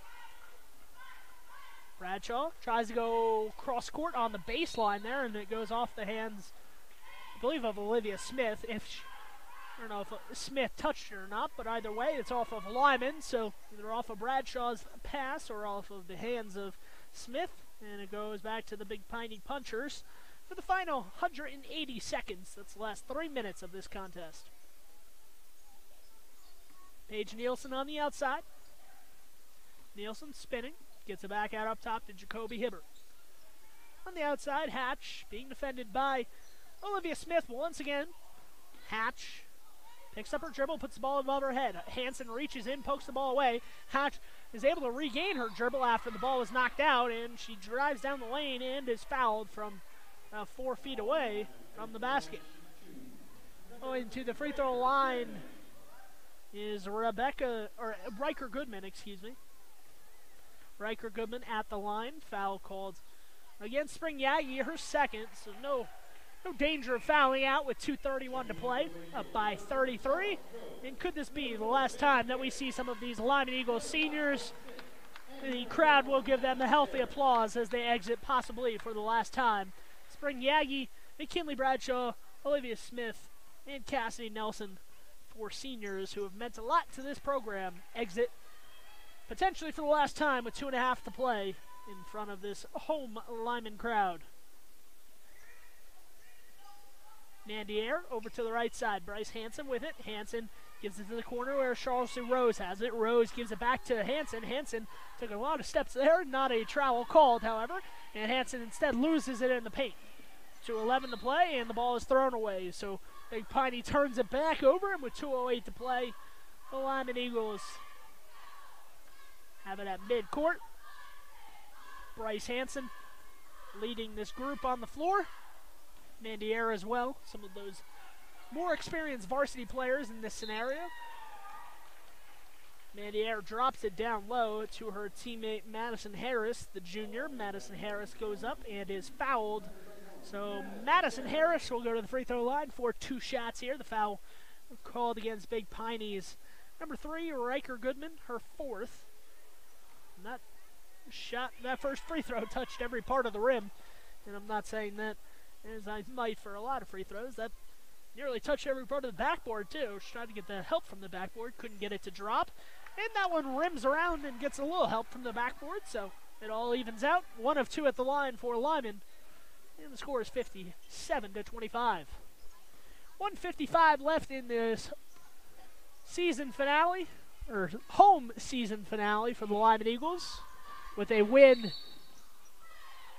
And a foul is called, I believe, there. An offensive foul. An offensive foul called against Big Piney, I believe, on a moving screen there. And once again, it will go back to the Lyman Eagles. The foul was called against Jacoby Herbert, her 4th. On the outside, Hansen holds the follow-throw up, but she misses the shot, unfortunately for her. 1:28 to play. Lyman trying to close out this home finale. And if I'm not mistaken, I could be wrong here, but I'm pretty sure it would be accurate, so I'm going to say it. This would mean that Lyman finishes the season near perfect at home. They had 1 loss, if my records are correct. They have 1 home loss this season, and that would be to a 4A powerhouse in Thunder Basin. Thunder Basin has spent the majority of the season at number 1 in the 4A classification, 1 class up from the 3A that we play in here in Lyman, Wyoming. And that game came right down to the wire. Thunder Basin won that one by, I believe, 4 points at the very end. They had a shot to win the game. So the Lyman Eagles near perfect at home, and they've looked near perfect tonight with a 32-point lead over Big Piney. And a foul is called underneath. Jacoby Hibbert followed that shot, got the rebound, and went up for the second shot opportunity. Got fouled and makes the first. 57-26 the score. She has cut that deficit down to 30 with 39 seconds on the clock. And that second free throw, I don't think it touched the rim, which should have been a violation, but albeit, doesn't matter as Lyman gets the rebound anyway. That shot is put up by Hope Sinnott. Hope Sinnott shot from in close, misses. Nandier with the ball back out up top. Air drops it back to Hansen. Hansen down low, throws it to Charles C. Rose, but the ball is deflected nearly out of bounds, and then Big Piney gets it in the corner and turns it over amongst the pressure of Lyman. So 16.4 to play, the final possession probably of this game, or at least the final possession for Lyman. 16 seconds on the clock, 31-point lead, and the ball is deflected and loose on the ground, and I believe that was Charles C. Rose on the ground. It's a jump ball called, so with 12.3, Lyman keeps it on the possession arrow. Ball is deflected down low, once again on the carpet, on the hardwood, and that ball is out of bounds. So once again, we'll be with Lyman. Lyman extending this final possession here. Maybe trying to get one last basket in this contest. Mandier catches the ball at the three-point line. Steps inside the three-point line. Misses the shot. Charles C. Rowe is down low. Or no, that's Bryce Hansen. Could not see the number in the pileup of bodies. And Bryce Hansen comes out of the pile laughing, joking around with her teammates. She'll go to the free throw line. Chance to improve those 91% free throw numbers on the season. Bryce Hansen, one of the better free throw shooters in all of Wyoming, albeit a small sample size. Bryce Hansen rarely misses at the free throw line, and well, even the announcer's jinx doesn't work on the first one. She makes the first free throw. Second is up and good. So, see, announcers aren't all bad at sometimes. 3 seconds to go. Let's see if Big Piney even gets a shot up from midcourt. They will. It comes short, and that will end our broadcast here of the Lyman Eagles girls basketball season. So those seniors honored for the final time in front of the Lyman Eagle crowd. 59-26 winners. So Lyman Eagles win their final 2 home game, their senior celebration, followed by a senior night win. A senior night win followed by their truly final home game of the season. A win over Big Piney. 33-point win, and we're going to start our boys broadcast in about 15 minutes or so. So please stay tuned on mylocalradio.com for that. Going to take a short break, run down on the court, talk to the coaches while we wait for the second game of our doubleheader to start live on mylocalradio.com. Please stay with us for boys basketball action. This one's going to mean it all for the conference. Lyman still has a shot to win the conference, to win the division. They'll have to win tonight if they want to do that. So join us after this commercial break.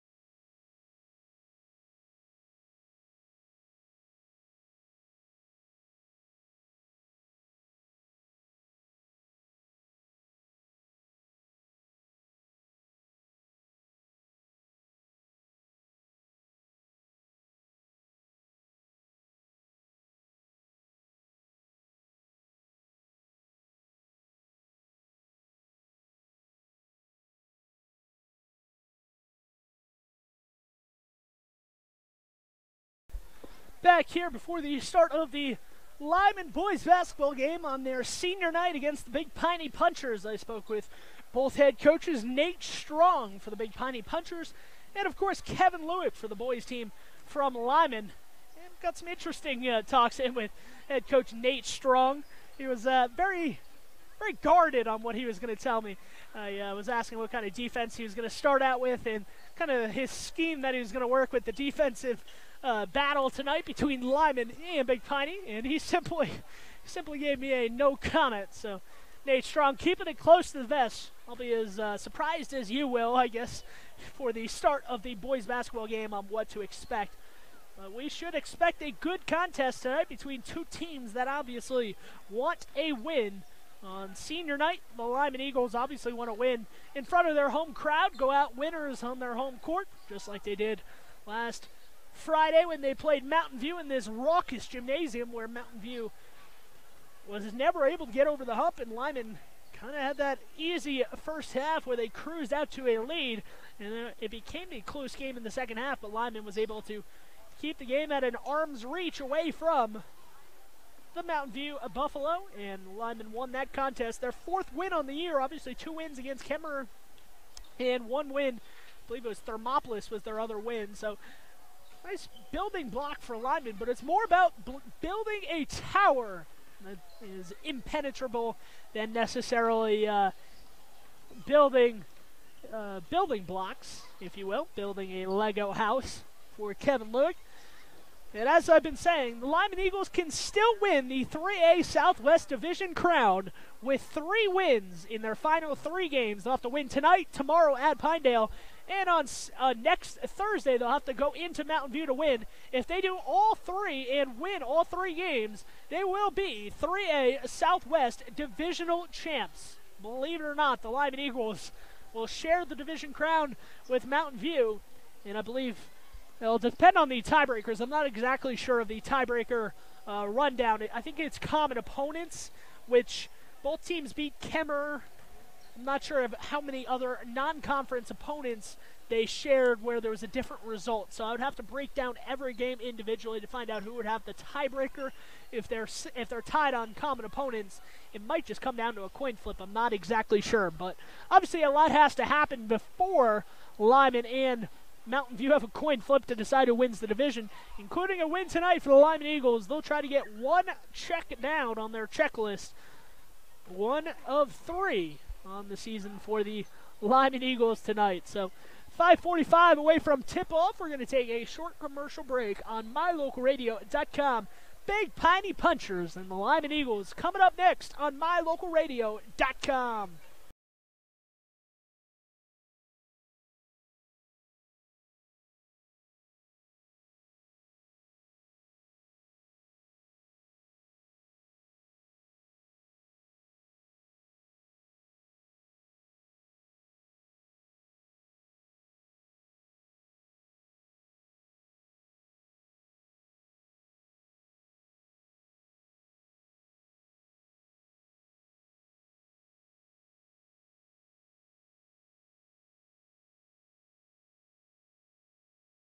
Your mobility affects every aspect of your life. When you suffer from an injury that decreases your mobility, or maybe you're just noticing that you're having a harder time balancing and your flexibility isn't what it used to be, call Randy Christofferson at Achieve Sports Medicine. Randy will work with you to improve your overall health by reducing pain and improving mobility. Schedule your appointment today by calling 307-747-4627. Achieve Sports Medicine in Lyman. No excuses, just results.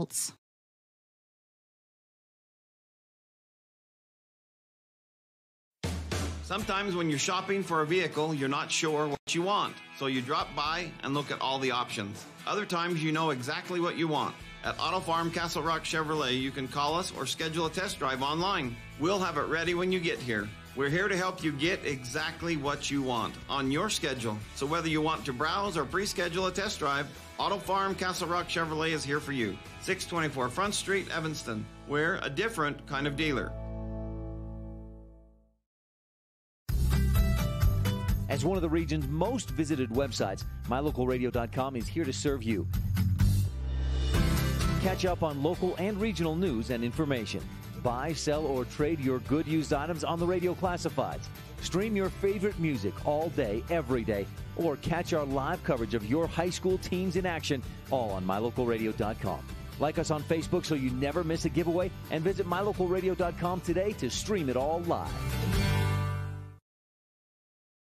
Bring your vehicle for service at Rocky Mountain Yeti and feel the difference. It's easy. Visit with one of the friendly service riders and then relax and enjoy hot waffles and ice cream. While you relax Yeti style, your vehicle will be worked on by our experienced mechanics.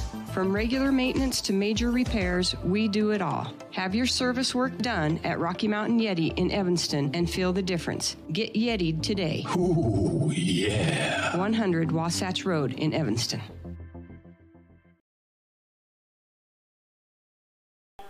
Back here at Lyman, where the festivities are just about to kick off, they will welcome or honor, I guess you could say, the seniors for both teams here as the Big Piney Punchers and the Lyman Eagles get ready to compete on the court. I think they're going to honor the Big Piney Punchers seniors first. Nice little thing that they do here at the school where they announce the seniors for the opposing team on their senior night as well. Jace Brown.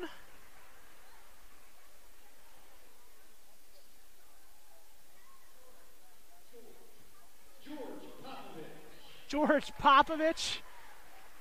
Another senior. I believe there's 4 seniors on this Big Piney Punchers roster. Joby Banks, number 22. Going to come out and shake the hand of a senior for Lyman. As well as Tate Hughes, number 23, also going to.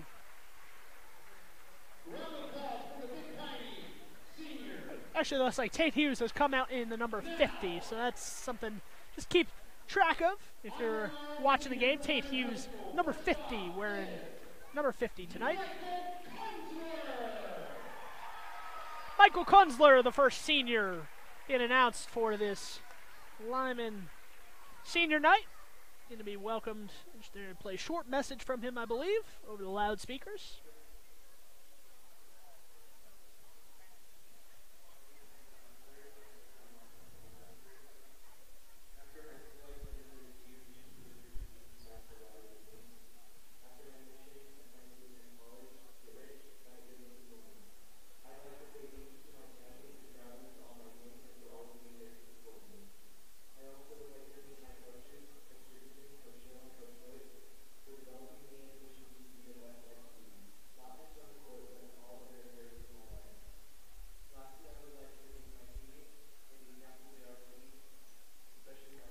So Michael Kunzler thanking his family, his friends, and he says some of his goals are to get rich and find a hot woman, I believe is what he said in his announcement. So Michael Kunzler, I believe he said he's going to go on a mission after his senior season concludes.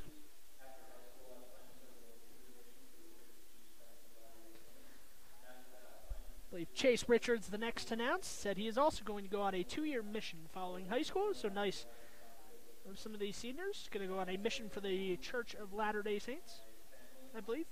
I believe that's what they said. Apologize if I messed that up.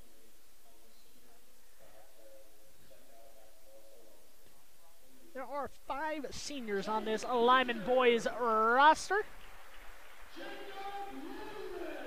Jacob Woodland going to make the start tonight. Also going to be announced as the next senior coming up in the line.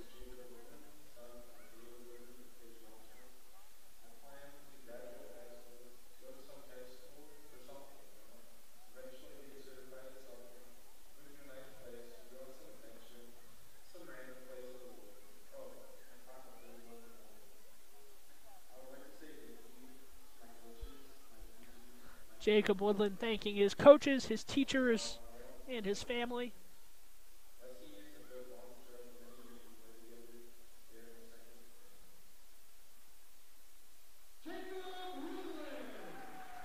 Jacob Woodland being recognized the next senior for this Lyman group.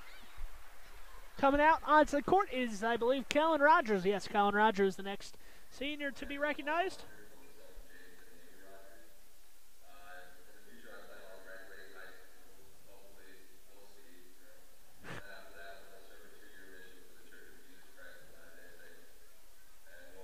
Colin Rogers also going to serve a 2-year mission for the Church of Jesus Christ and Latter-day Saints.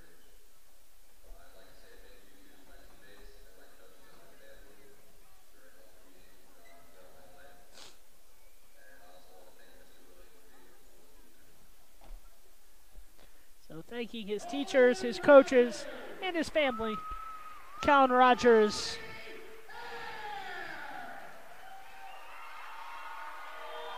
And the final senior being announced is Wes Eyre. Wes Eyre being announced, and he will come out there and be able to have the support of the home crowd as well as his parents out there. Very nice of him to be recognized as well.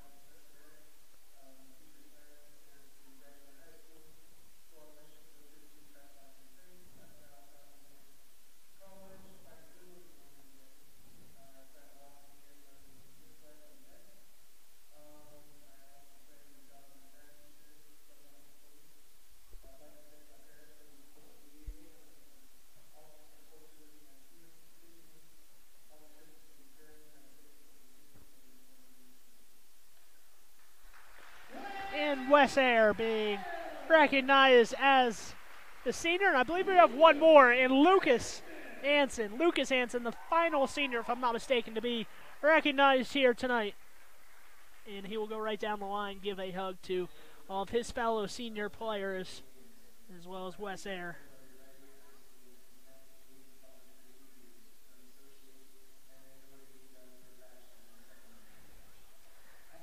Kunzler said he's going to go to community college for 2 years, get an associate's, then go to UW for 2 years for his bachelor's degree at the University of Wyoming.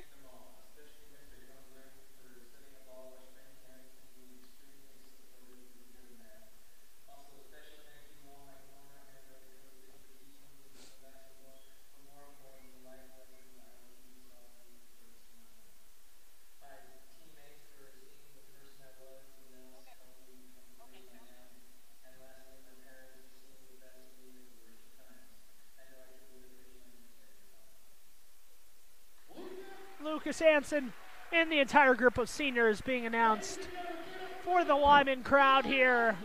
The final game for these seniors to play on their home court.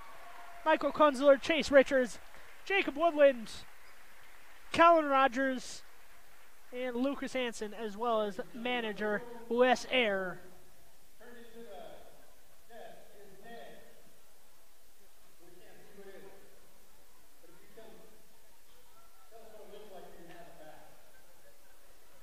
So that is the senior announcements. Lots of hugs and support amongst the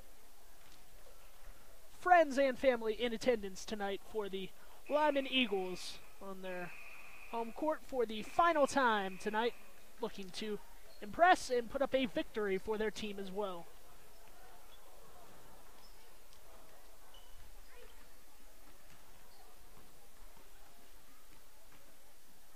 So they're put 3 minutes on the clock, I believe, once again. And then we'll have the starting lineups live from Lyman, Wyoming. Join us after this commercial break on mylocalradio.com. Business cards are a powerful and inexpensive way to promote the goods and services you offer. You can design your own cards or have the professionals at Westar Printing design your business cards. Now with same-day and next-day turnaround on all business card printing, you don't have to wait. Get your business cards today. Professional quality, inexpensive prices, and quick turnaround. Visit Westar Printing, 243 7th Street in Evanston, across from the library. Westar Printing, 307-789-5202. My name is Dr. Michael Kunzler. I'm an orthopedic surgeon at Evanston Regional Hospital. I perform total hip, total knee, and total shoulder replacement.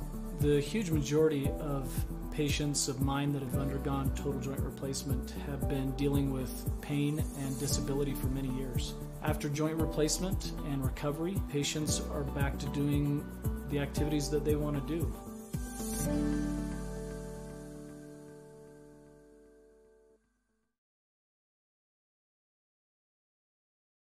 just about ready for the starting lineups to be announced from Lyman, Wyoming.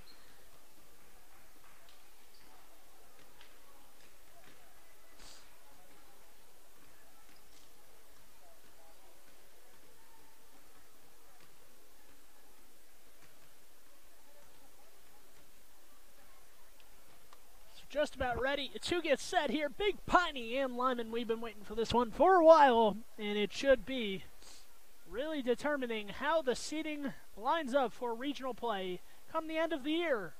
The winner of this game will likely avoid a number 4 seed in the regionals, which head coach Kevin Lueck told me is very important to him and his team. Meanwhile, the head coach of the Big Piney Punchers boys basketball team, that was Nate Strong, told me that he does not matter and he thinks he could get the number 1 or the number 4 and really be as content as could be. And I believe we have the Big Piney starting lineups to be announced first.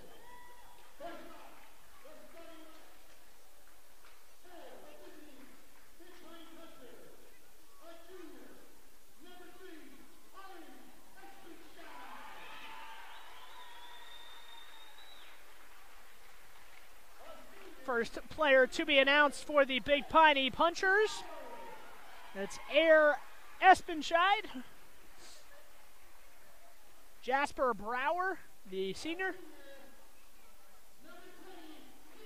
Or Jace Brower, excuse me. Senior Tegan Elliott.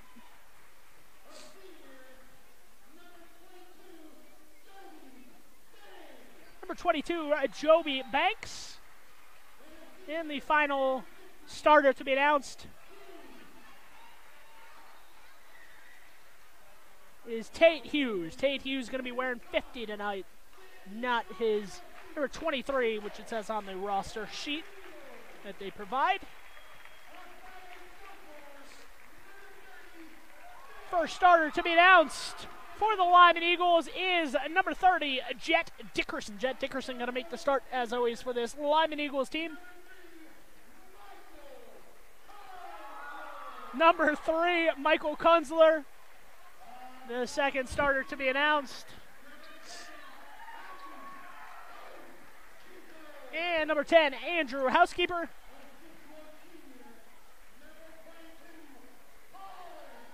Number 22, Callan Rogers, is going to be announced as a starter.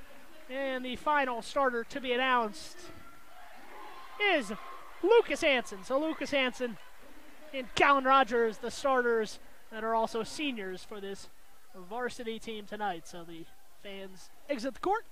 Looks like we are all ready to go. Live from Lyman, Wyoming, where the teams will meet. The winner avoids the number 4 seed in the regionals. So if you're going to tell me this game is not important, you would be wrong, because you want to avoid the number 4 seed. The number 4 seed looks like they're going to play Lander in the opening round of regional play, and you don't want that to happen. Quick tap there is won by Lyman. Big Piney did not even jump on the tap there. Ball goes down low. Kunzler turning around, spinning and missing there. Colin Rogers tried to go after the rebound, couldn't get to it in time. On the outside, shot fake there, gets it back out up top. Big Piney looking to get their second win over Lyman on the season.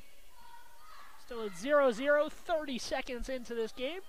Lyman failed to score in their opening possession of the game. Big Piney on their first offensive possession right now. Is Joby Banks. It's it over to Tegan Elliott. Elliott on the outside. Goes over to Air Espenscheid. Air Espenscheid misses that 3. And Luke Sanson pulls down the rebound. 7:08 on the clock here.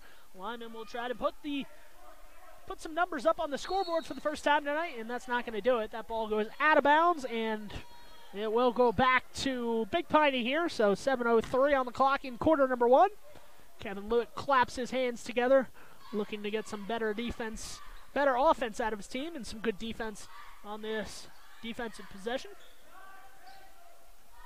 On the outside, it was Air Espenscheid, and the ball is taken away. On the other end, Housekeeper lays it up and scores. So, nice interception, goes the distance, and a score there for the Lyman Eagles. They get on the board, 2-0 the score, 90 seconds into this contest on senior night for the Lyman boys basketball team, looking to impress in front of their home crowd. On the outside, Tegan Elliott with it. Gives it back in the corner, and the alley-oop pass goes to Tate Hughes, but Hughes can't get to it. Ball goes out of bounds, or ball is turned over back to Lyman. Lyman coming the other way, blocked, but right into the hands of Lucas Hansen, and Hansen misses a bunny from in close. Big Piney has it now, going right to left once again, wearing their red uniforms. On the outside,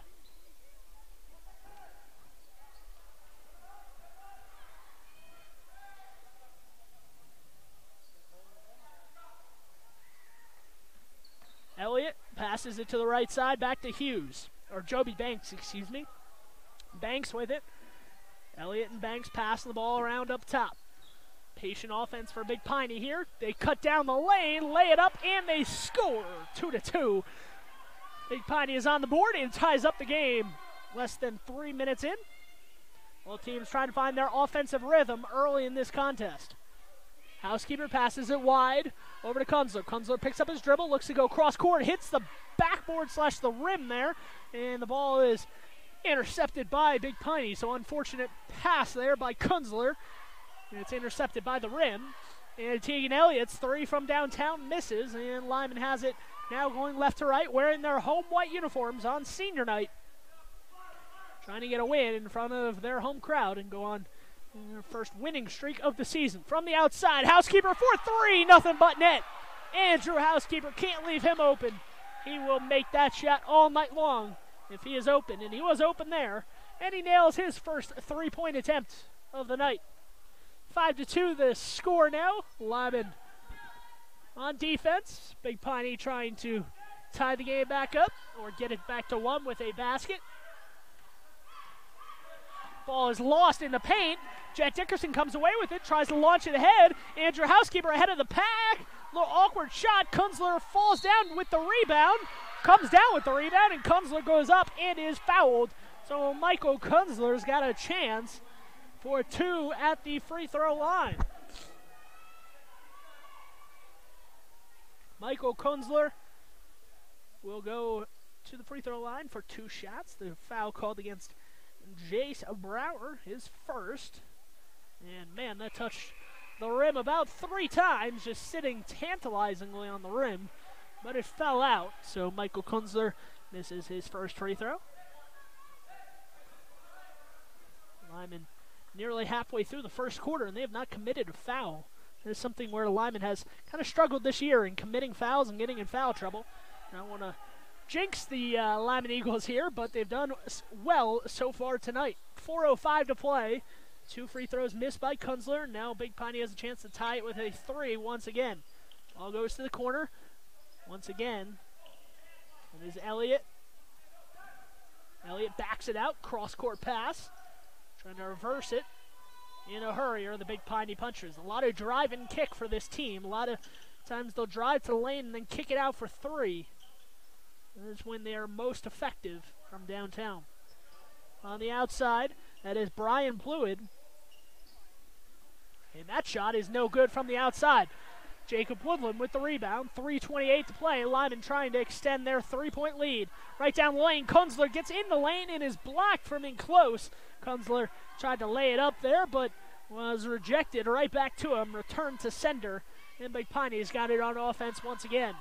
Pluid on the outside gets it to Elliott. Back to Pluid up top. Pluid moving towards his right, using a screen from his teammate. Screen was not successful there, and I believe a timeout is called by Nate Strong. We're going to take this timeout too on mylocalradio.com. Please join us after this for more action from Lyman, Wyoming.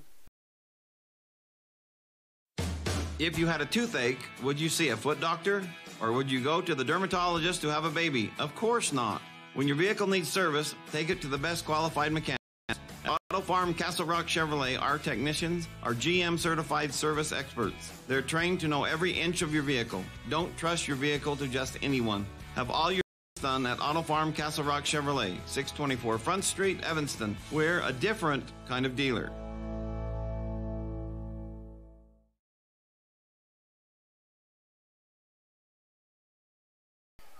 3:03 on the clock, 5-2 the score. Has not been an offensive juggernaut performance for either team so far, but both teams trying to find their rhythm. Lyman with a 3-point advantage as of right now.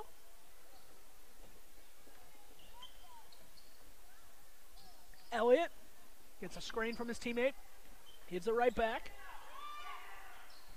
Big Piney going 4 out, 1 in on the 3-point line so far right now. The only player inside of the paint is Caden Raza. Raza looking to maybe get some Lyman pressure inside and cutting down the lane. Nice move there. And 2 points for Brian Pluid, the junior, for the Big Piney Punchers. 2:30 on the clock, 5-4 now the score. Lyman looking to extend that lead once again. Chase Richards on the outside with it. Richards puts the ball over his head after picking up his dribble. It's back to Kunzler. Housekeeper gives it over to Woodland. Woodland tried to throw it inside, rejected right back to him. Lyman keeps the possession, however. On the outside, Kunzler with it. Kunzler ball fakes, gives it back to Housekeeper up top for 3. Open 3, no good. Lucas Hansen with the rebound down low, and Hansen scores. 7-4 the scores. A nice offensive rebound there for Lucas Hansen. The putback was good, and the Lyman Eagles have a 3-point advantage once again. On the outside, Tegan Elliott in the corner for 3. No good on that shot. Ball is rebounded by Big Piney down low. Turnaround jumper, no good. And Big Piney coming in for the offensive rebound again. They don't get the offensive rebound, but to the ground goes Brian Pluid. And Pluid draws a foul on Lyman. Let's see what number they credit that foul to. That goes against Andrew Housekeeper, coming in, trying to block out Pluid, who's cutting towards the basket. And a little bit too aggressive there. Inbounding on the baseline is Tate Hughes. Hughes trying to cut in, gets it outside to Pluid, back up top to Hughes. Hughes has one teammate inside, that's Caden Raza, the sophomore for the Big Piney Punchers. On the outside, Pluid looking to ball fake, gets it back out. Step back 3 opportunity, no, he passes up on it, does Hughes. Hughes gets it back out up top. 1:11 on the clock here, 7-4 the score. Lyman trying to hold on to a slim 3-point advantage.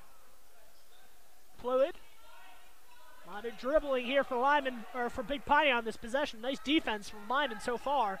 Going to hold up throughout the entire possession, however, as Tate Hughes drives in and a traveling violation is called. That's a good call, as he was cutting in the lane. He took one too many steps, tried to work through some contact, but a traveling was called. So nice job there for Lyman.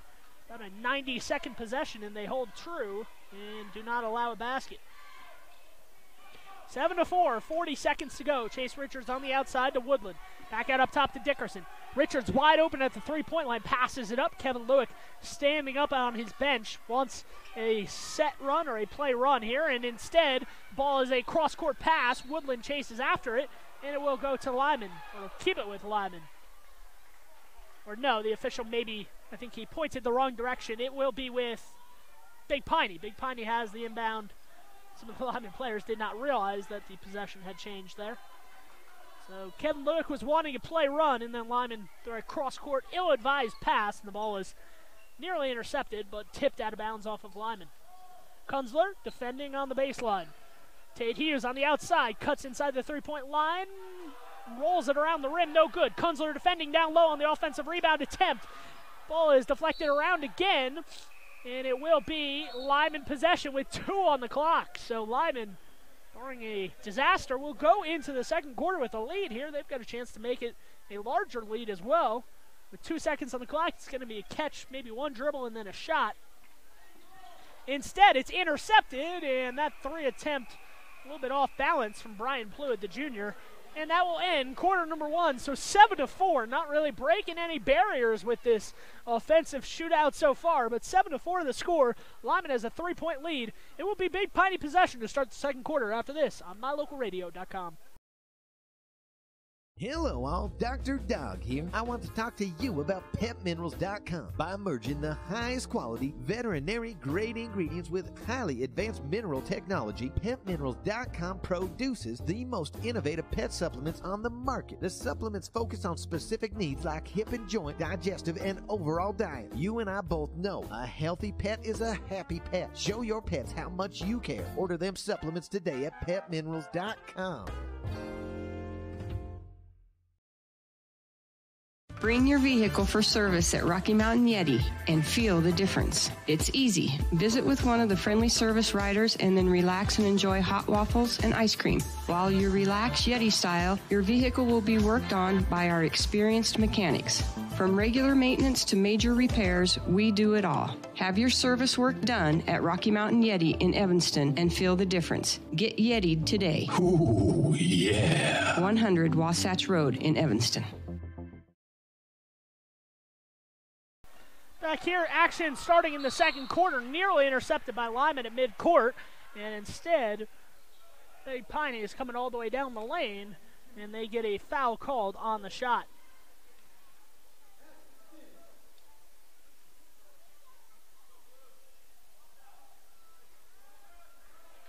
First shot is up and no good, so at the line for one more. Hadley Sims, another junior.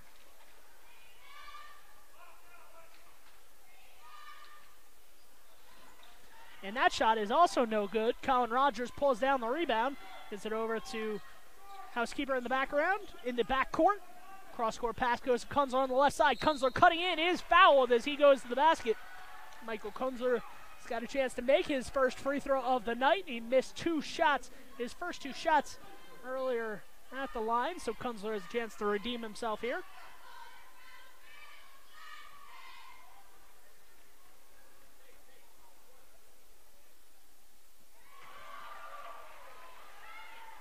First free throw up and good for Michael Kunzler. So a 4-point lead, 2-possession lead for the Lyman Eagles now.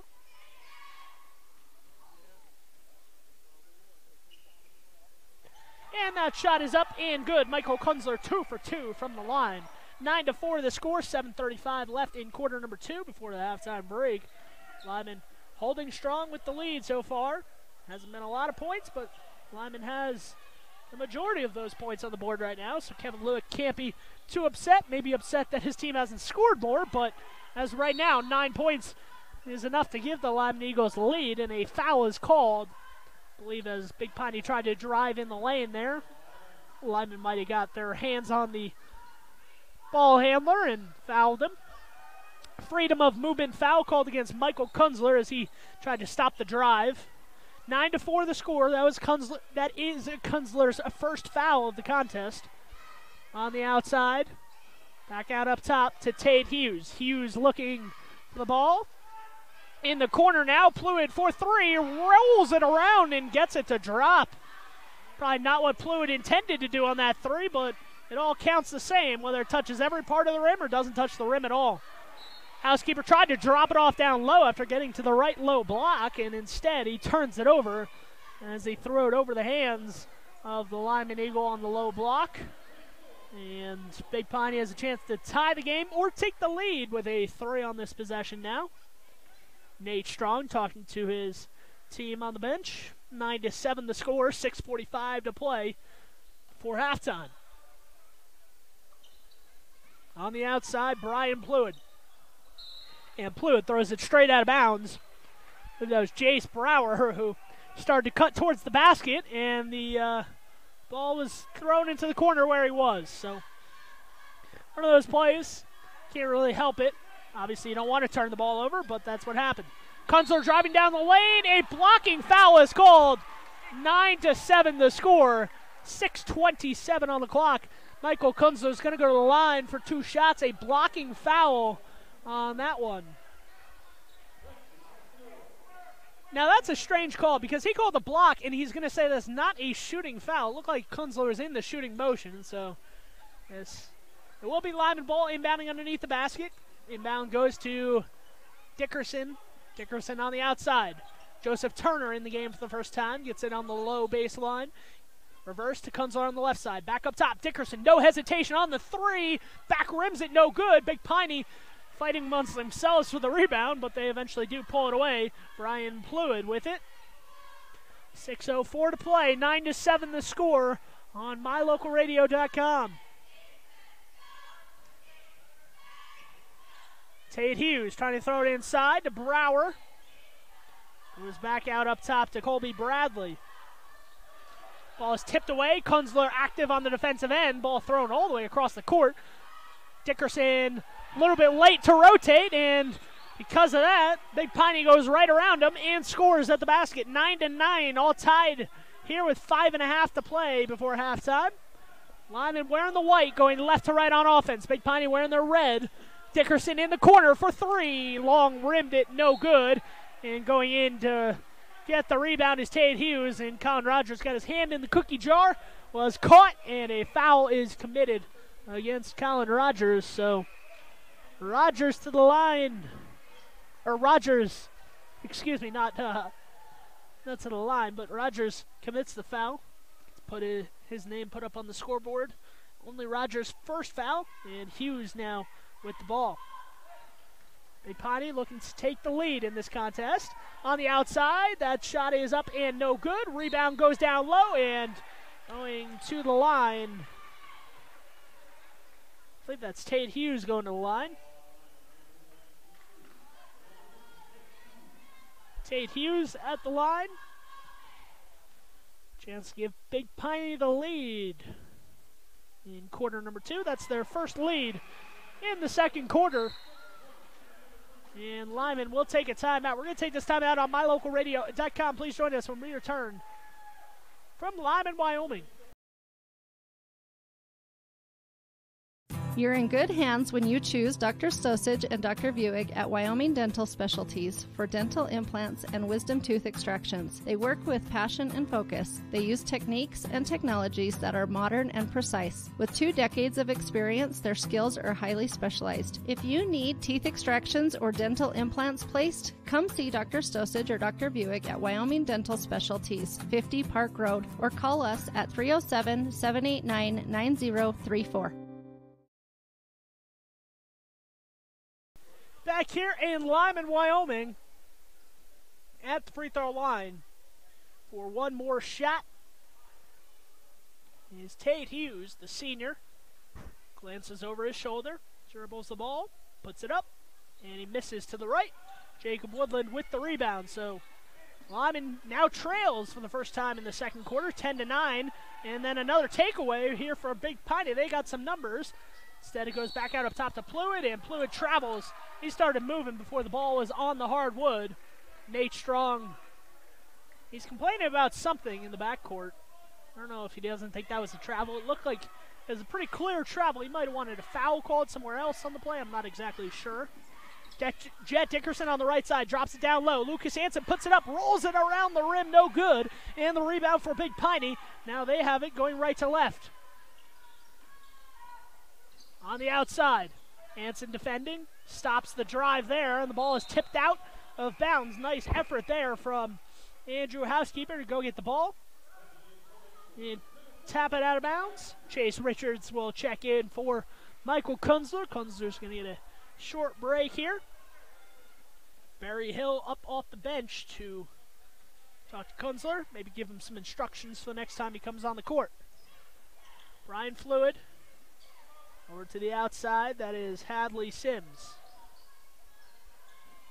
Back to Fluid. Sims up top. Looked at the basket like he was going to shoot a long three. Passed up on it, however. Sims kind of short-hopped him there on the pass. Able to corral it.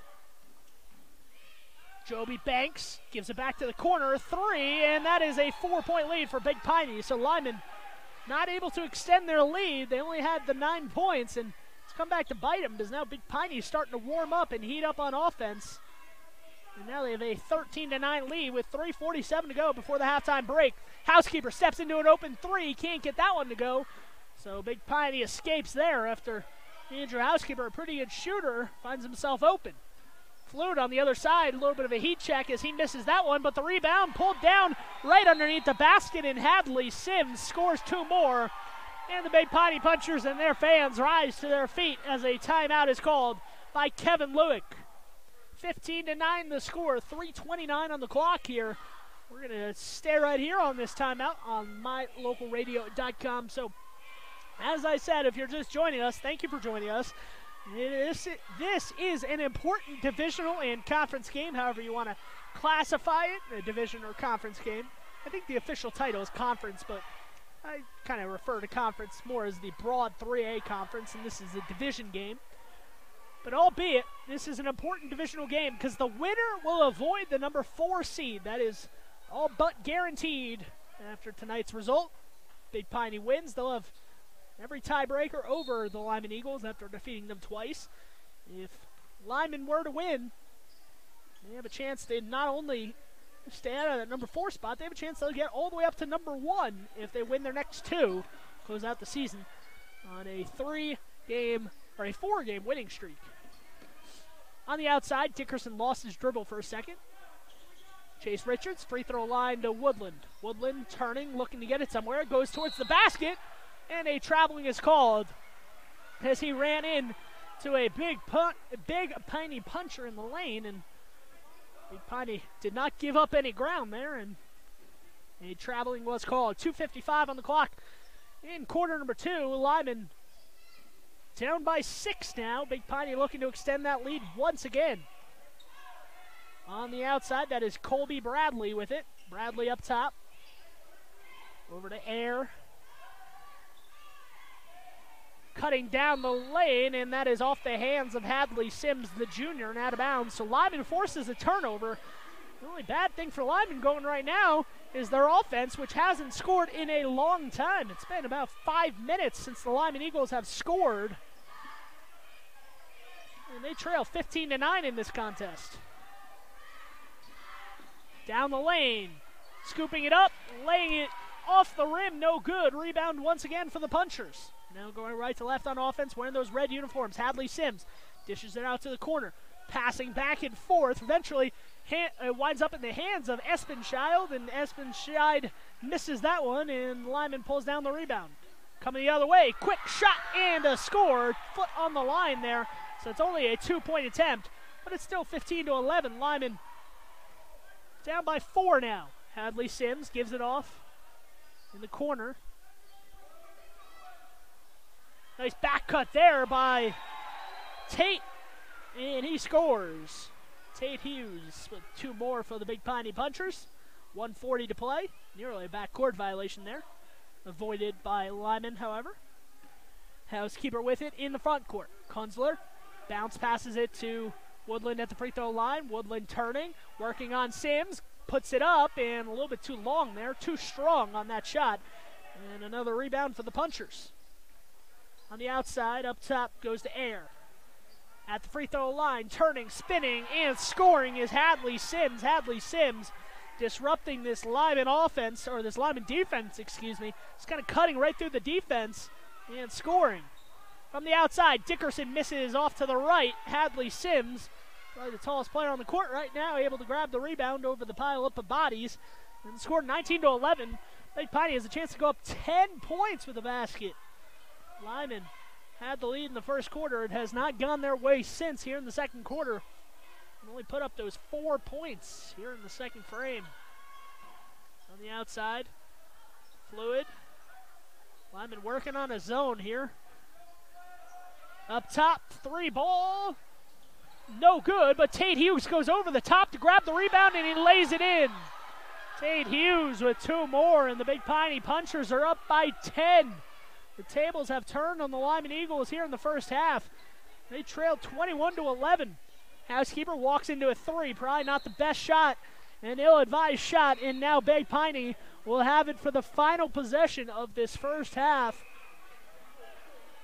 And Nate Strong goes into halftime thinking at worst we're going to be up 10 here. Chance to go up 12 or 13 if they get a basket before the 13 seconds rolls off the clock. And here we go for the final possession. That is Elliott. Elliott gives it back in the corner. 3 from Pluid, no good.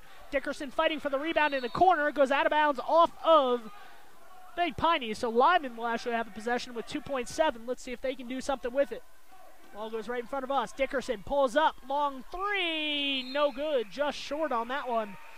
So the Lyman Eagles did not have a good first half on their senior night. Only put up 11. You'll never be in the lead. Only scoring 11 through 2 quarters. Big Piney not great on offense, but they've done enough to get a 10-point lead going into the break. Live on mylocalradio.com. Join us after this commercial break for more action from Lyman, Wyoming.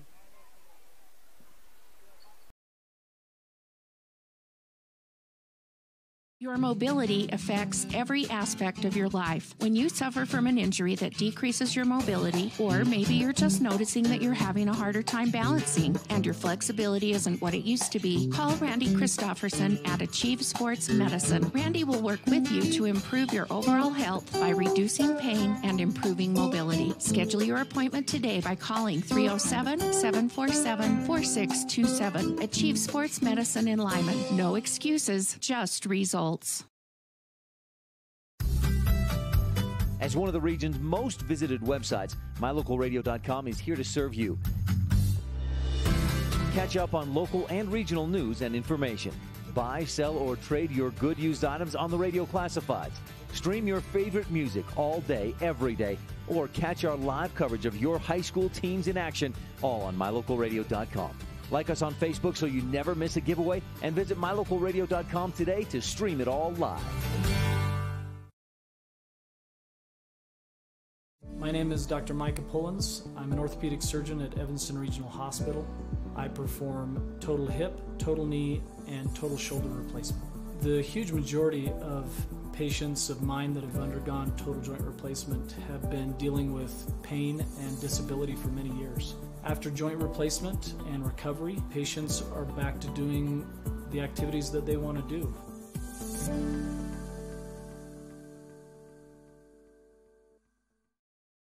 Dr. Dog, the other day I was at the dog park and ran into Keegan, the Irish setter from up the road. When we smelled hello, I was surprised because he smelled like delicious roasted duck. When I asked if he'd been hunting, he said nein, he had been to see you. Yes, Mr. Hans German Shepherd, I'm recommending Canine Superfood Advanced from PetMinerals.com for all my canine patients. The powder mixes with your dog food to create a delicious duck-flavored gravy. Order your Superfood Advanced from PetMinerals.com today. We know that when you think of Plains Tire in Evanston, you always think the Tire Professionals. Quality customer service. They're friendly with great prices. I really like Plains Tire in Evanston. But did you also know that the team at Plains Tire offers oil changes, windshield wiper checks, and free alignment checks? That's right, free alignment checks. We don't want you to quit thinking all those great things when you hear Plains Tire. We just want you to add to the list. Plains Tire, the tire professionals. Stop in today, 157 Bear River Drive.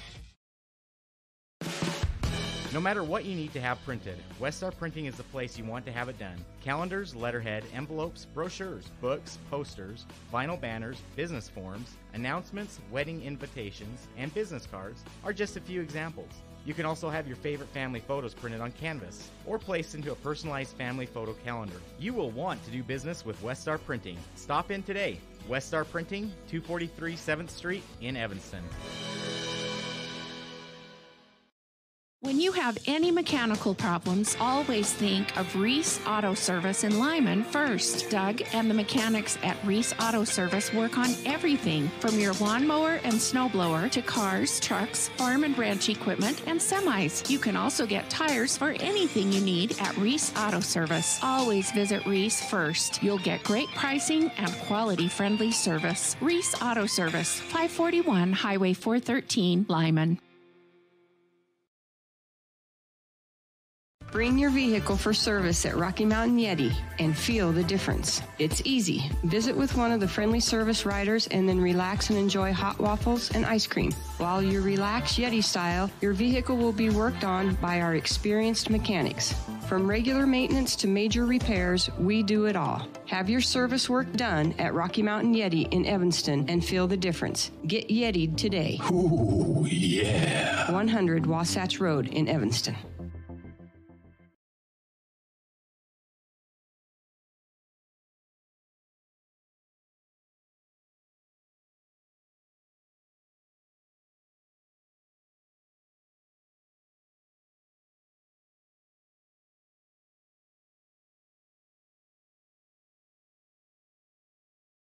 Back here on mylocalradio.com for the broadcast of the Big Piney Punchers in Lyman Eagles boys basketball game. If you're just joining us, the girls basketball team for Lyman won on their final game in this Lyman gymnasium.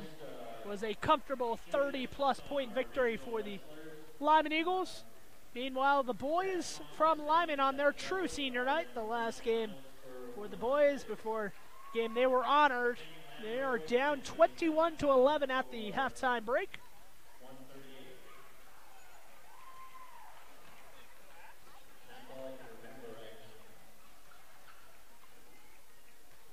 Live on mylocalradio.com, a 10-point lead for the Lyman Eagles, or a 10-point deficit for the Lyman Eagles. The Big Piney Punchers, like I said, have not been offensive juggernauts by any means today, but they have done enough to get a 10-point advantage. 21 points, you would think, usually not good enough to get you a lead, let alone a 10-point lead at halftime, but Lyman Eagles have just been struggling to put the ball in the basket.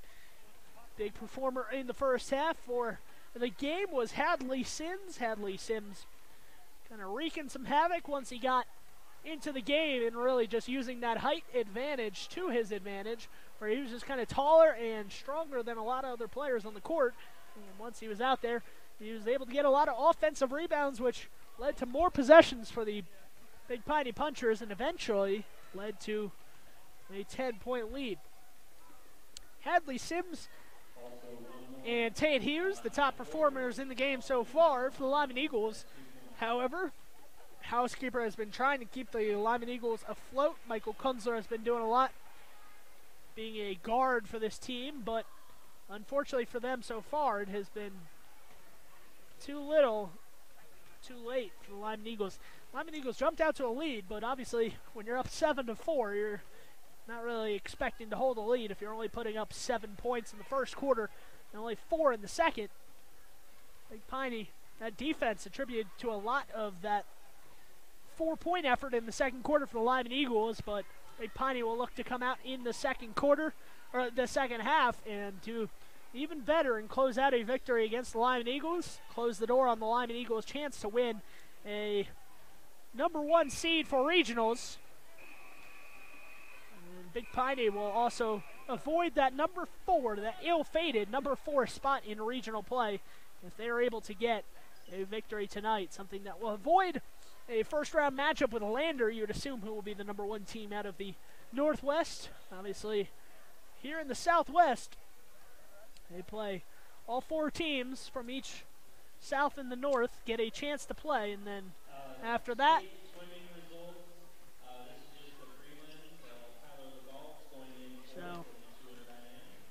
I was just listening to the announcements.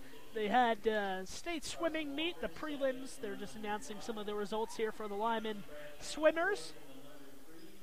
21-11 the score. Big Piney out on the court, as is the Lyman Eagles now. The Lyman Eagles coming out of the halftime locker room.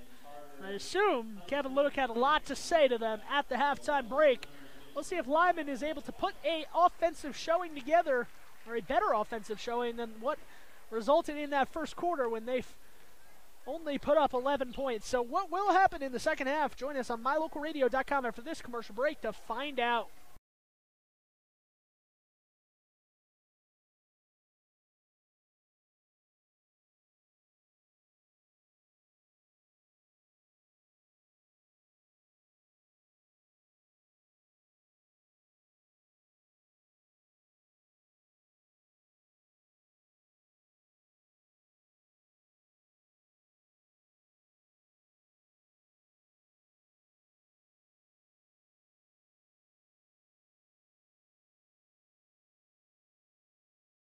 My name is Dr. Michael Kunzler. I'm an orthopedic surgeon at Evanston Regional Hospital. I perform total hip, total knee, and total shoulder replacement.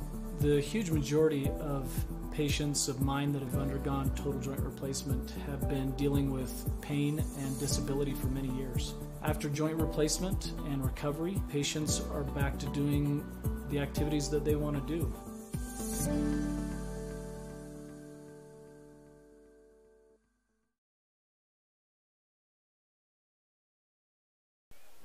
Starting off the second half in just a few moments, live from Lyman High School. Fans filing themselves back into the gym after getting some halftime snacks. It will be Lyman ball to open up the second half here. Lyman trails by 10, 21-11. And Callan Rogers to go get the ball, to inbound it. Big Piney coming out to play defense. Callan Rogers will throw it into the backcourt where Andrew Housekeeper gets it, and we'll start off the 8-minute counter here in quarter number 3. Kunzler on the left side, back to Housekeeper up top. Callan Rogers on the right side now. Dickerson with it. Kunzler ran into a wall down low. Gets back up top. Kunzler on the left side, goes right by Joby, and he scores. So nice job there from Michael Kunzler to get all the way to the basket and score rather easily on that opening possession of the second half. Maybe Lyman will be able to use that momentum. He went right by Joby Banks, the senior for this Big Piney Puncher team. That is Joby Banks on the outside. Banks travels with it, started moving before the ball hit the deck, and that is a traveling violation. Nate Strong arguing that call from the other side of the court, excuse me. I don't know how he would have seen that, but looked pretty clear as a traveling from my angle right in front of me. I'll let you decide at home whether you think that was a traveling or not. The officials sure did. 21-13. Dickerson gets the inbound in the corner. Front rims it no good. Hansen fighting for the rebound. And I believe they're going to get a foul called. Is it against Big Piney? It is, yes. Foul's going to go against, I believe, Tate Hughes, wearing number 50 tonight. Nice cut down the lane. Callan Rogers goes up, is fouled. Can't make the shot, but he is going to the free throw line. So nice job, Callan Rogers, to kind of start from the free throw line, a little bit higher than the free throw line. He just cut right down the lane, went right down the middle of the lane, and he got fouled after getting the ball right in close. First free throw is up and good. So Lyman starts off with the first 3 points of the second half. Lead for Big Piney down to 7. Rogers at the free throw line to make it one more.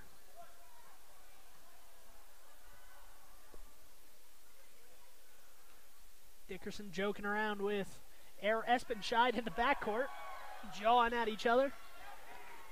Not going to tell me that this game doesn't have a lot of tension in it. These players know what's at stake for both teams. Neither team wants to lose, especially Lyman, who would lose to Big Piney for the second time this year if they don't win tonight. On the outside, Joby pulls up for 3, and Joby gets 3 of the 4 points. Lyman started off with a run right back. Joby Banks for 3. And a traveling violation called. I believe it might have been Dickerson who got down there and kind of ran out of room and started moving without putting the ball on the hardwood. 24-15, 6:35 to play in quarter number 3. On the outside, that's Tegan Elliott.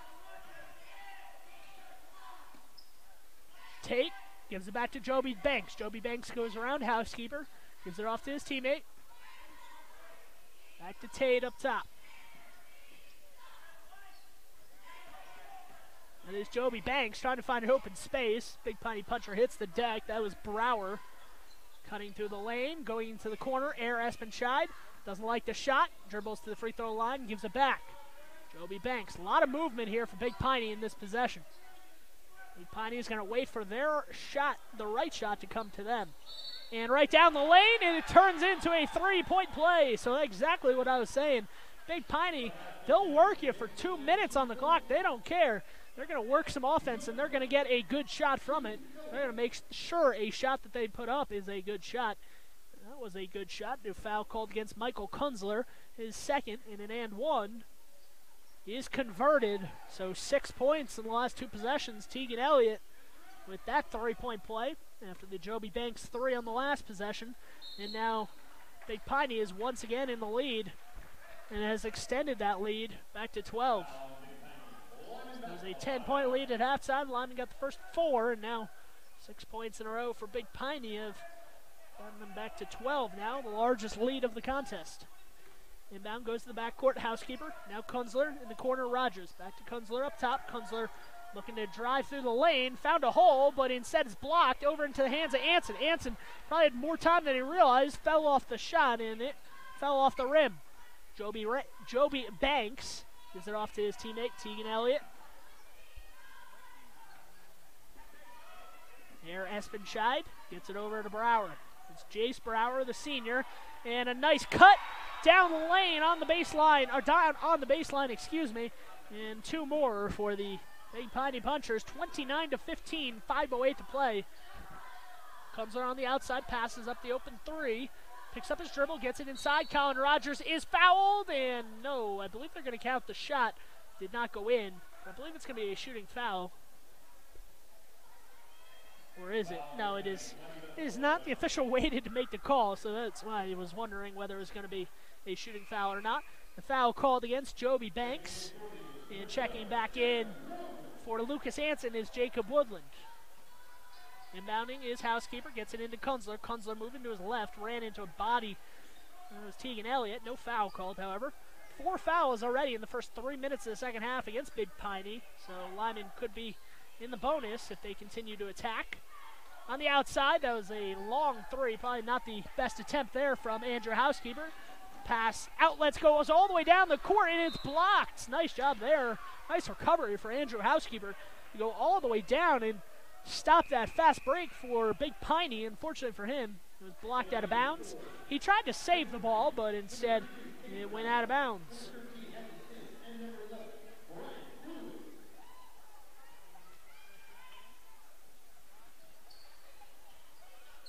On the baseline, inbound goes all the way into the backcourt.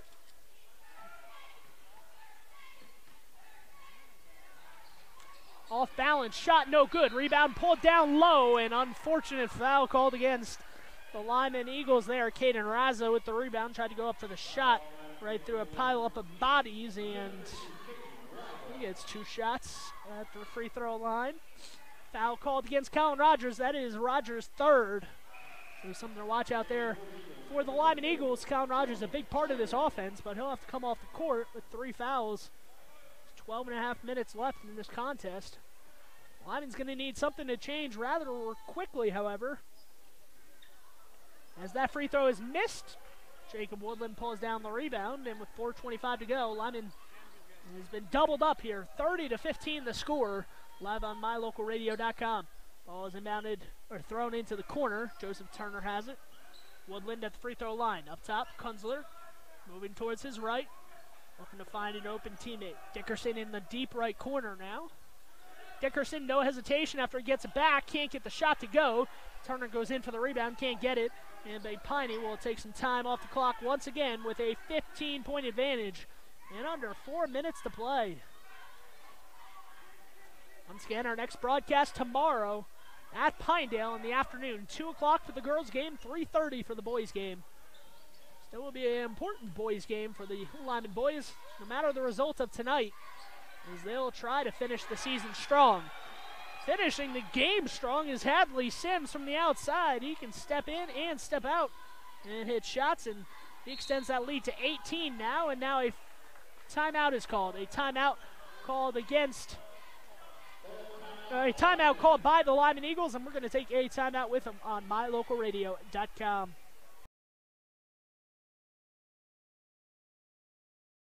We know that when you think of Plains Tire in Evanston, you always think the Tire Professionals. Quality customer service. They're friendly with great prices. I really like Plains Tire in Evanston.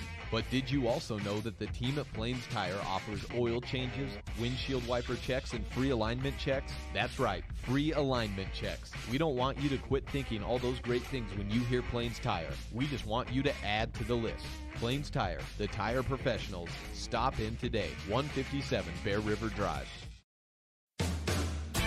Some folks say that life can be measured in seasons. At Auto Farm Castle Rock Chevrolet in Evanston, we have vehicles for every season.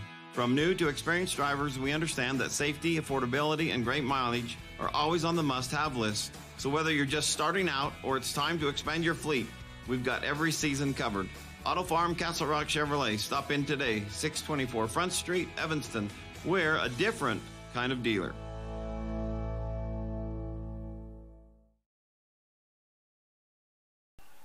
3:25 to go. Lyman's going to need to change something up, and quick if they want to get back into this contest. They're down by 18 now with just over 3 minutes to play. Housekeeper drives down the lane, drops it off down low. Lucas Hansen finds a way towards the basket and scores. A Big Piney Puncher fell to the ground there, so Lyman had the advantage down low after that. On the outside, that is Colby Bradley.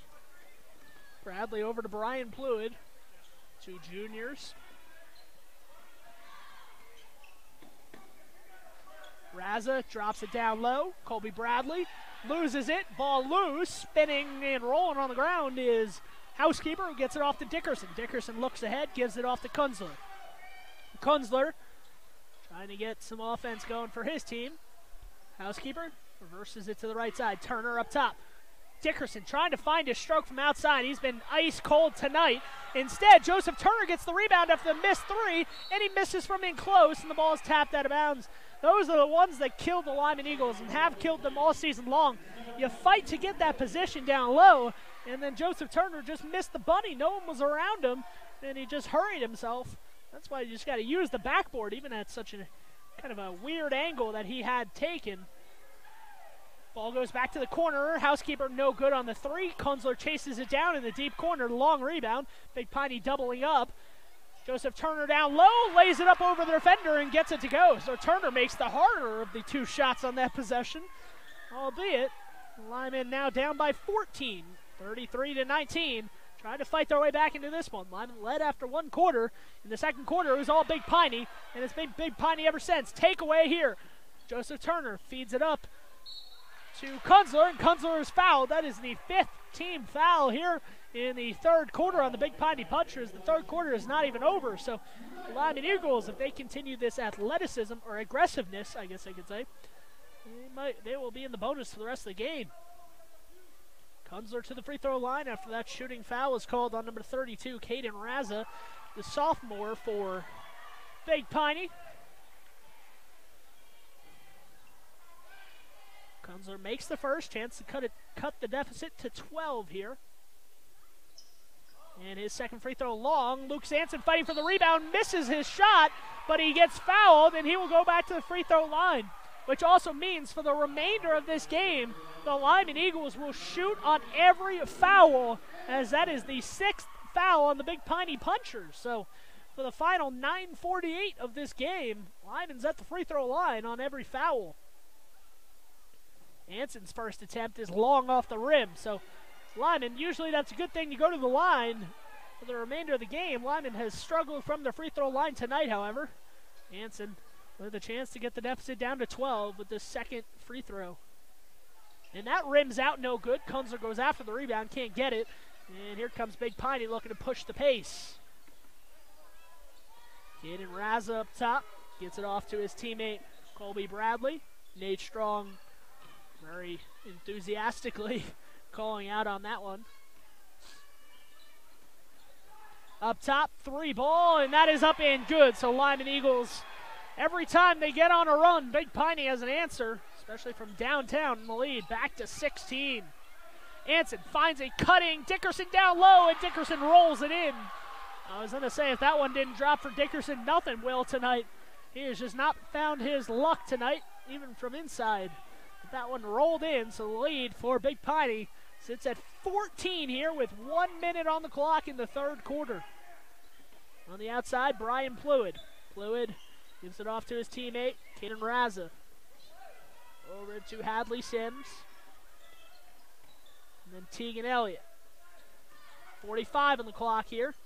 Big Piney up top, another three, and Brian Pluid's got it. And a timeout for Nate Strong. So that lead now back to 17. So the Lyman Eagles, every time they try to do something right and cut into that lead, it's just they give up all these threes. Big Piney has been killing them from outside tonight. Kevin Lueck and his coaching staff trying to direct his team in a huddle, timeout huddle right now.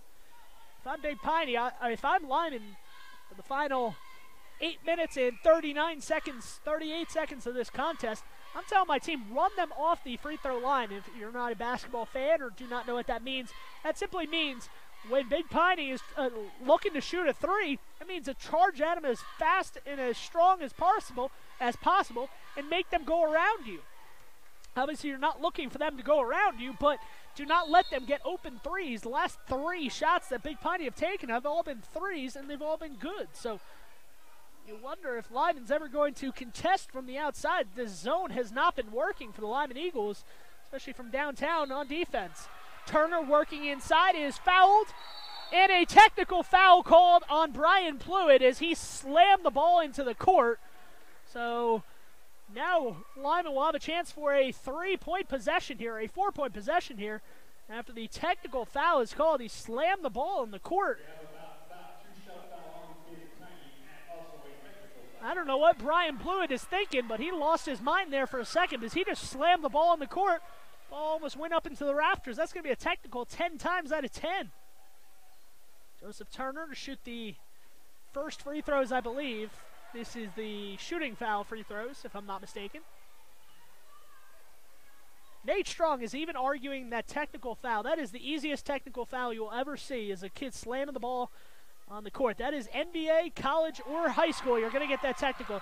I don't know why Nate Strong is necessarily arguing the technical there. It's pretty clear the ball was slammed and thrown straight up in the air. If he's going to be mad at anybody, he should be mad at Brian Pluitt for losing his cool. And Lyman, once again, struggling at the line. This is a disaster at the line tonight for the Lyman Eagles. They have not been able to make anything. And Andrew Housekeeper at the line for one more. And that is up and good, so after a 15-point game, but Lyman leaves a couple on the free throw line. They could have got 4 points there and had the ball to chance to make it a 12 or 13-point game. They could have cut this lead down to 10 had they played their cards right, but instead, have the ball with 20 seconds to go. Stepping back, Housekeeper for 3. He's got it. Housekeeper nails the 3. Now Big Piney has it. 15 seconds to go. That's Joby Banks on the outside. Now Tegan Elliott. Elliott crossing over, going towards his left, cuts through the lane, is fouled. And I think they're going to count the shot there. I don't think that shot should count. It is no basket. The other official comes in. Nate Strong is very enthusiastic tonight. He is arguing every call possible. And that one was pretty clear. He was fouled right about the 3-point line, and he shot the ball at the paint. So usually you're not going to get a continuation like that unless you're in the NBA. Tate Hughes down low, misses the shot. 5 on the clock for Lyman, and a foul! Walk this thing down 50 feet the other way. Lyman's got 2 free throws after Big Piney fouls Lyman underneath the basket. The worst foul you can get is underneath the other team's basket with 3.8 on the clock, and now Lyman has a chance to make this a 10-point game going into the final quarter. Chase Richards checks in for Housekeeper for the final just under 4 seconds. So 1-1 at the line for Jet Dickerson.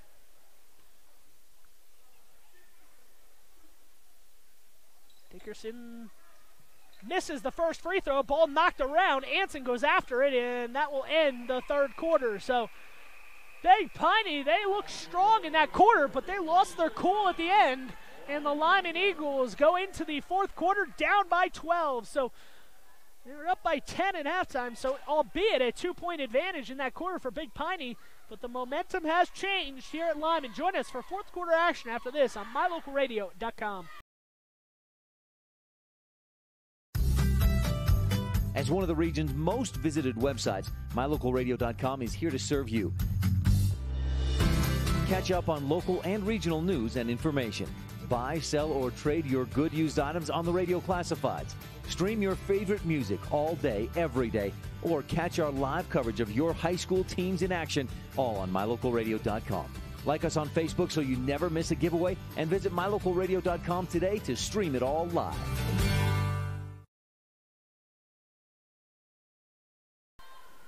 Back here in Lyman, Wyoming, it's going to be a Big Piney possession to open up the quarter. A 12-point lead for Big Piney. Lyman drew 9 fouls in the quarter on Big Piney. So for the rest of the game, Lyman will be shooting 2 shots on every single foul call. So Kevin Lueck, probably you would assume at this point, is telling his team, stay aggressive, continue to attack, and draw fouls, and then you just got to make the free throws. Lyman has left, I think, 7 points on the line. I believe they missed 7 free throws tonight. On the outside, that is Tegan Elliott. Elliott drops it back to Tate. Tate Hughes up top. Hughes with it, gives it back to Elliott. Elliott has the ball knocked out of his hand, and it will go back to Big Piney as Lyman got their hands in there on the defensive end. 7:40 to go here in the final frame. 39-27. Big Piney with a 12-point lead, going left to right on offense. Pass was nearly intercepted there. A little bit of a lazy pass from Big Piney. They get away with it. Tate Hughes, or Joby Banks, excuse me. Passed up on the drive in the paint. On the free throw line. That is a nice shot there from Tegan Elliott. Elliott was starting to run back down the other side of the court before the ball even went in. He knew it was good. Sometimes you just have that stroke as a shooter where you can anticipate the ball going in. Housekeeper misses that shot. He started to walk back the other way, and that shot was no good. Elliott right over midcourt, a 14-point advantage there, and a double dribble called against Big Piney there as the ball was fumbled before Big Piney really had it. 41-27, 7:01 to play. The Lyman Eagles trying to come all the way back from as many as, I believe it was 20 was the largest lead for Big Piney. That's not going to be the way to do it. The ball is knocked away, but it's turned over right again. But Lyman, free throw line jumper, no good on that one. Andrew Housekeeper couldn't find the open shot to go. Tegan Elliott crosses midcourt. Waits for the bodies to go by him and gets back out to his teammate up top. That is Joby Banks. Now Elliott. Elliott driving down the right side, looking to get it back to Tate Hughes. Ryan Fluid. Back over to Joby Banks. Nice cut down the baseline there, and that shot is up, and a foul against Lyman here. I guess the refs deemed he came in late there. It looked like a good position on defense to me. It looked like Lyman went straight up, was in position, but the officials deemed that the Lyman player came in late. Got the shooter Tegan Elliott with the body, so 2 free throws for Elliott, and Elliott makes the first.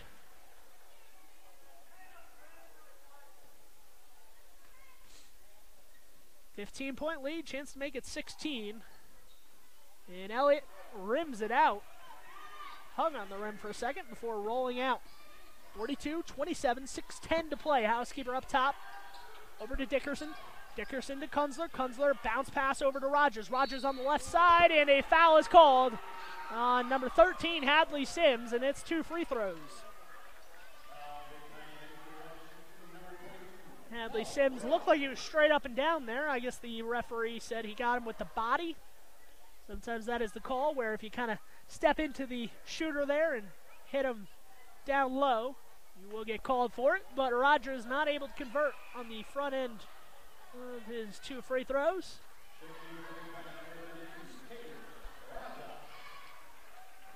Raza checking back in for the Big Punchers, the Big Piney Punchers. One more at the line for Rogers to cut the deficit down to 14, and that's what he does after making it. Lyman with a little bit of a press here, trying to create some havoc. Tegan Elliott gets it across midcourt. Big Piney throws it down low. Tate Hughes can't get much easier than that. Wide open on the low block, and he scores, and it's 44-28 once again. Kunzler throws it down low. Woodland goes up. Woodland, a lot of contact there. Wow, that is amazing. No foul was called on that one. I guess the officials said it was clean. And the action continues. 44-28, and a timeout called by Nate Strong there with 5:33 to play. And we're going to take this timeout too on mylocalradio.com. If you had a toothache, would you see a foot doctor? Or would you go to the dermatologist to have a baby? Of course not. When your vehicle needs service, take it to the best qualified mechanics. At Auto Farm Castle Rock Chevrolet, our technicians are GM certified service experts. They're trained to know every inch of your vehicle. Don't trust your vehicle to just anyone. Have all your service done at Auto Farm Castle Rock Chevrolet, 624 Front Street, Evanston. We're a different kind of dealer.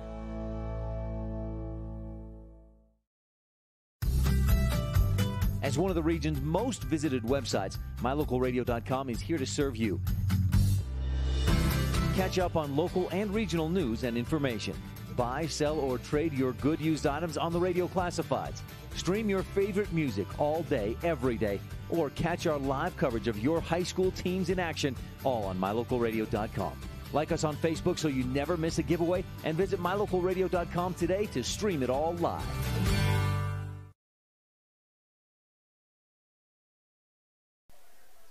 Back to action with a 16-point lead. Big Piney inbounding right in front of their own bench. Caden Raza will throw it in. 5.5 to play in the final quarter. Lyman's hopes of a number 1 seed in regionals will come to an end with a loss. On the outside, that shot is no good, and Tate Hughes goes over the back, and a foul is called. And it will be free throws for Lyman. So the over-the-back foul called against Big Piney. So Lyman with a chance to score with no time coming off the clock. And that is what the Eagles need here, and they need to make some of these free throws, as Colin Rogers has it. Rogers misses the first free throw short. That's been the story of the night for the Lyman Eagles. They just have left too many points out on the court and have let Big Piney kind of make threes whenever they please. And the lead is at 16. Second free throw, up and good. That's been the story of the night for the Lyman Eagles, is kind of 1 of 2 from the free throw line. Haven't been able to convert on many trips, 2 for 2. And the ball is dropped out of bounds by Joby Banks. So Big Piney with a 15-point lead, trying to go quickly, and it comes back to bite him on that possession. A little bit of an interesting decision there. In the corner, Kunzler misses that shot well long, but the ball is once again tapped away. Jacob Woodland with it, nearly going to the ground. Big Piney punches that out of bounds, and it will be Lyman ball with 5:07 to play. So 15-point game. Lyman's going to need to start to make their run right about now. They want to come back. And a 3 from Andrew Housekeeper will do just that. Housekeeper's 3 cuts the deficit to 12. Lyman Eagles, if they're going to come back in this one, will need to do it on the defensive end as well, as that has been the struggling point for them tonight. Cutting down the lane, laying it up, no good. Ball falls away. And a foul on Big Piney. A foul on Big Piney. Nate Strong getting vocal with the officials. The official looks at him, says, "Hey, coach, I'm going to need you to calm down for a second." In danger of getting a technical foul is Nate Strong. He has been very active and vocal tonight. Kevin Lewis has been kind of sitting on the bench. Nate Strong's been doing anything but that. He's been on his feet the entire game, trying to bring the energy to his team. Bringing the energy on the court right now is Colin Rogers at the free throw line. It's an 11-point game. Chance to make it 10 with a free throw here. 4:45 to play. That free throw is good. So Colin Rogers in this lead, the slimmest it's been since halftime, at 10 points. Early in the third quarter, Lyman cut it to 6, I believe, and then since then it's been all Big Piney, but Big Piney trying to hold this one together in the final 4.5. And a charge! Lyman Eagles get another defensive stop there, as Caden Raza gets his 4th foul. That is of note as well. Caden Raza picks up his 4th on a charge there, drawn by Andrew Housekeeper. Housekeeper has been everywhere on the court for the Lyman Eagles tonight, and now the Lyman Eagles have a chance to make this a single-digit deficit for the first time since early in that third quarter. Housekeeper can't get the pass. It's intercepted, and that's a killer, but instead it's missed on the other end. Big Piney falling apart at the seams. They can't make free throws. They can't make layups at this point, and that will give it right back to Big Piney. Lucas Hansen being a little too aggressive there. I don't know what Hansen was thinking, but he just kind of bowled over the defense. He just ran right through Big Piney, and the offensive foul called there. Big Piney up by 10, trying to hold on here for the final 4:04 to play. Up top, that is Pluid with it on the right side, being defended by Michael Kunzler. Kunzler trying to get in the passing lanes. Lyman still looks like a 1-3-1 zone possibly. Into some man-to-man, and a foul 35 feet from the basket there. Not what Lyman wanted to do, because that is the 6th foul, and now every foul will put Big Piney at the free throw line for a 1-and-1. Pluid drops it back off to the inbounder. That is Hadley Sims. Pluid back out up top. Will walk it back towards midcourt. Hadley. It's clear what Big Piney's trying to do from this point on. They're just trying to put 5 guys, spread them out wide, and pass it around. Kevin Lueck out on the court, calling out his defense. Instead, a foul is committed, and that will send Big Piney to the free throw line. So, quite possibly, Lyman trying to extend the lead. I'm not sure if they wanted to foul at midcourt there, but the foul goes against Jet Dickerson, his second for the Eagles. 1-and-1. First free throw up and good.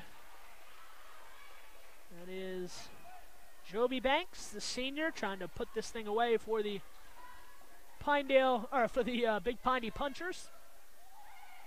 We'll see Pinedale tomorrow at Pinedale.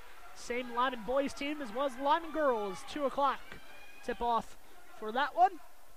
Stepping into a long 3 there. Rebound goes right into the hands of Rogers. Rogers down low, and he traveled.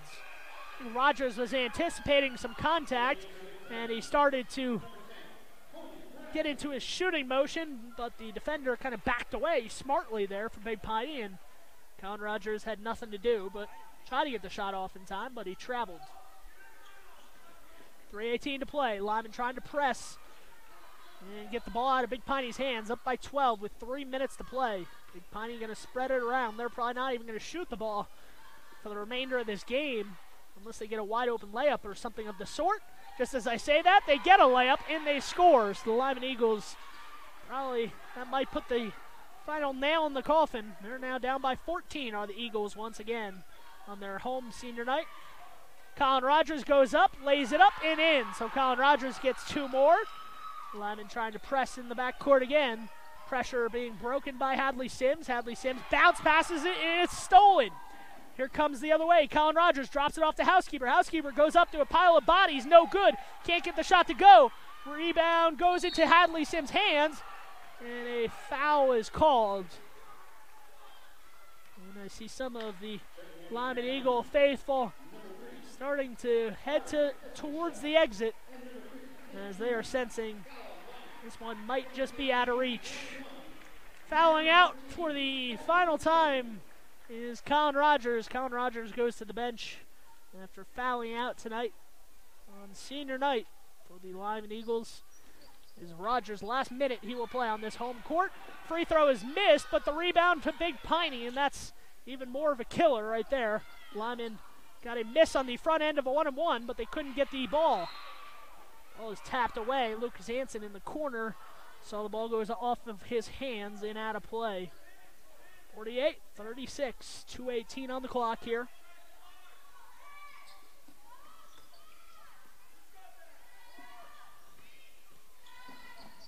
Free throw line jumper put up and short. Rebound pulled down, and a jump ball is called. They will give it to Lyman, so Lyman will get the ball after that shot was missed. Surprised that Colby Bradley even took that shot for the Big Piney Punchers, up by 12.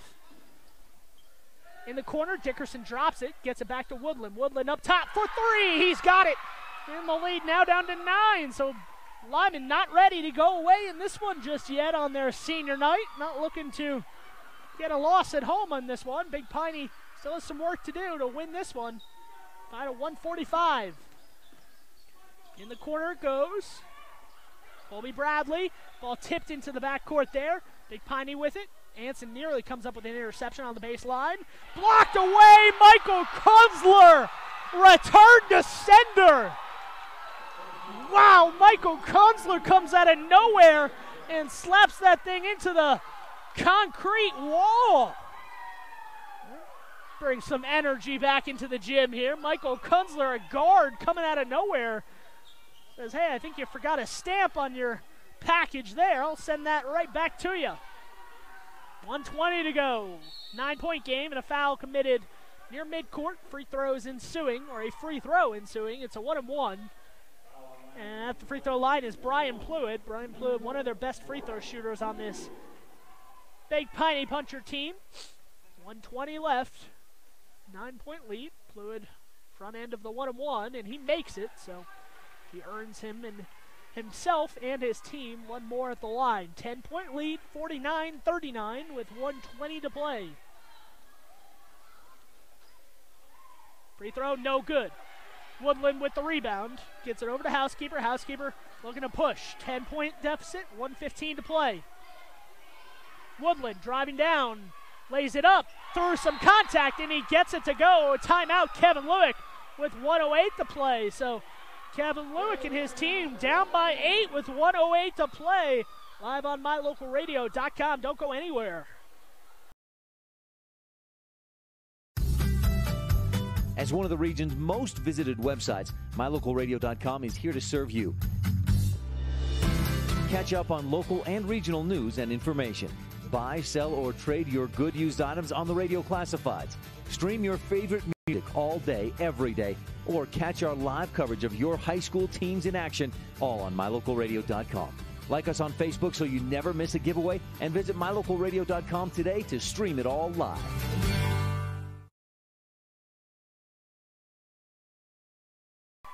(49-41), 1:08 on the clock, 68 seconds. All that separates Big Piney from pretty much assuring that they will not get a number 4 seed in the regional play coming up in about 2 weeks from now.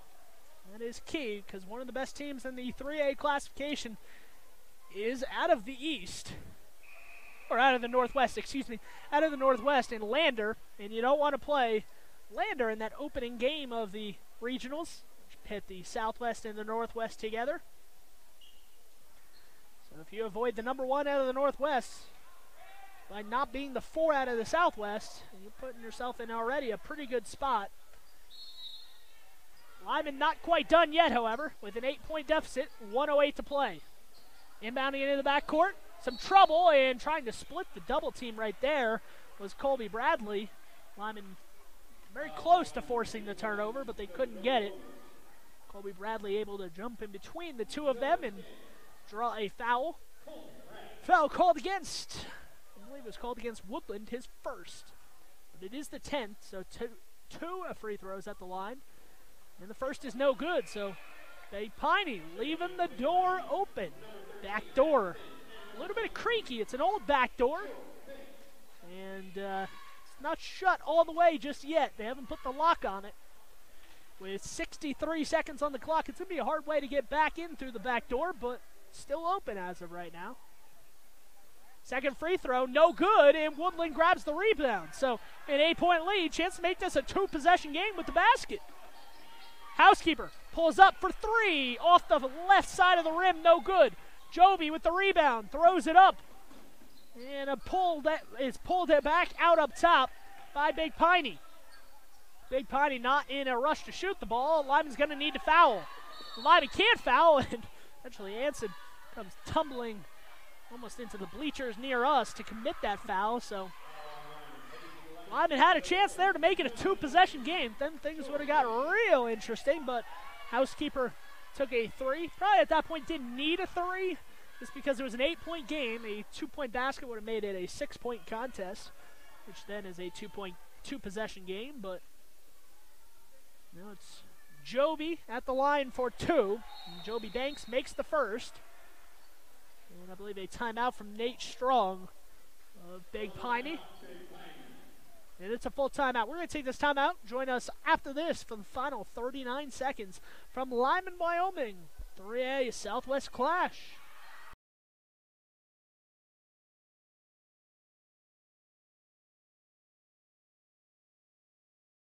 Bring your vehicle for service at Rocky Mountain Yeti and feel the difference. It's easy. Visit with one of the friendly service riders and then relax and enjoy hot waffles and ice cream. While you relax Yeti style, your vehicle will be worked on by our experienced mechanics. From regular maintenance to major repairs, we do it all. Have your service work done at Rocky Mountain Yeti in Evanston and feel the difference. Get Yeti'd today. Ooh, yeah. 100 Wasatch Road in Evanston.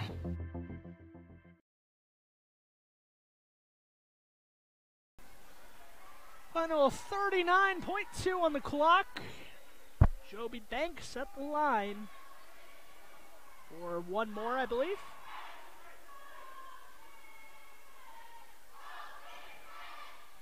Joby Banks, chance to make it back to a 10-point game. Probably close the door on this one.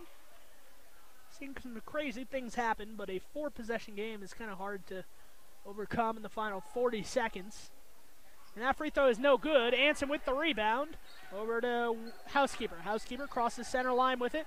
Kunzler looking to get it inside to Woodland. Woodland nearly has it taken out of his hands. Fading away. Through some contact, no call. Dickerson with the rebound. Takes it away and lays it in. 23.5 and a timeout for Kevin Lueck.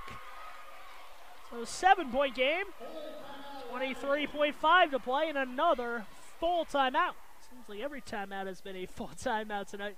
I think it was because those 30-second timeouts were called earlier in the contest. That is all that is left. So timeouts have seemed a little bit longer here, dragging this finish to a slower pace. There's always a saying, if you ever were told you only have 2 minutes to live, I'd always want those 2 minutes to be spent at a basketball court, because the last 2 minutes of basketball games, especially in college basketball, the NBA, and even high school basketball sometimes like this, those 2 minutes, those final 2 minutes, really seem like the longest 2 minutes in recorded history. Sometimes it takes upwards of 10, 15 minutes just to complete 2 minutes of game time, so that's always the joke. Jason Hansen, do it all, walking by us with the Gatorade cooler. Let's see Jason Hansen and his team back in action tomorrow afternoon, 2 p.m. at Pinedale. We will be there live on mylocalradio.com. So tell a family member, tell a friend, or just tell it to yourself. And join us tomorrow at 2 p.m.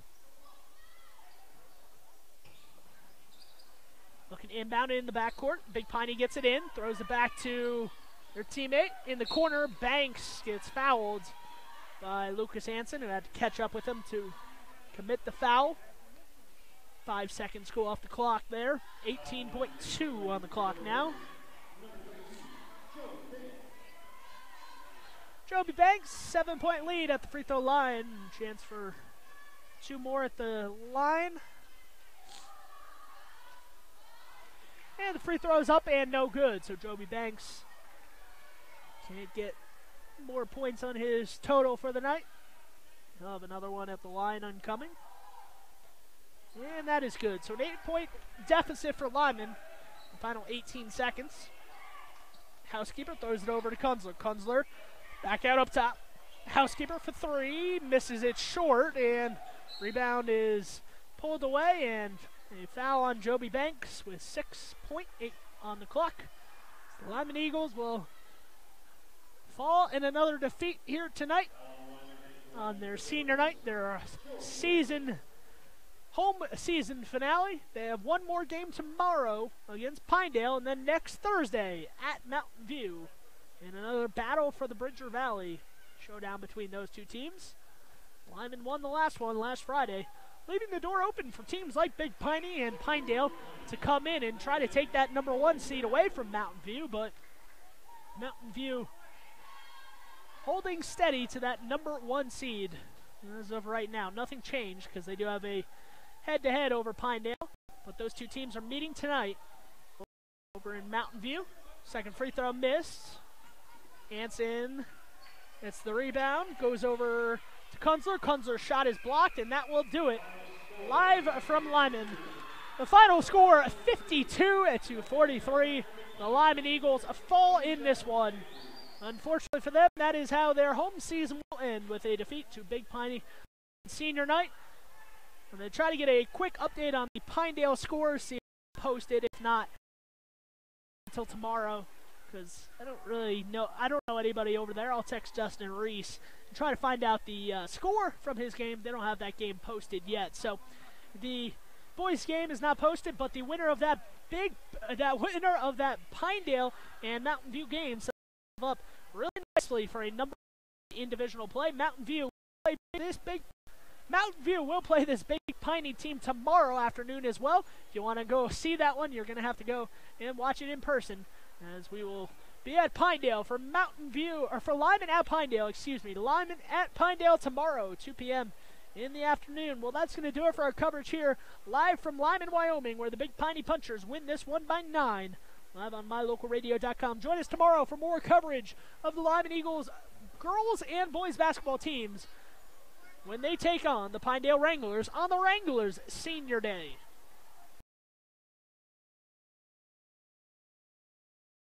Once again, my name is Sean Bennett, signing off. Thanks for joining us tonight on this Friday evening contest.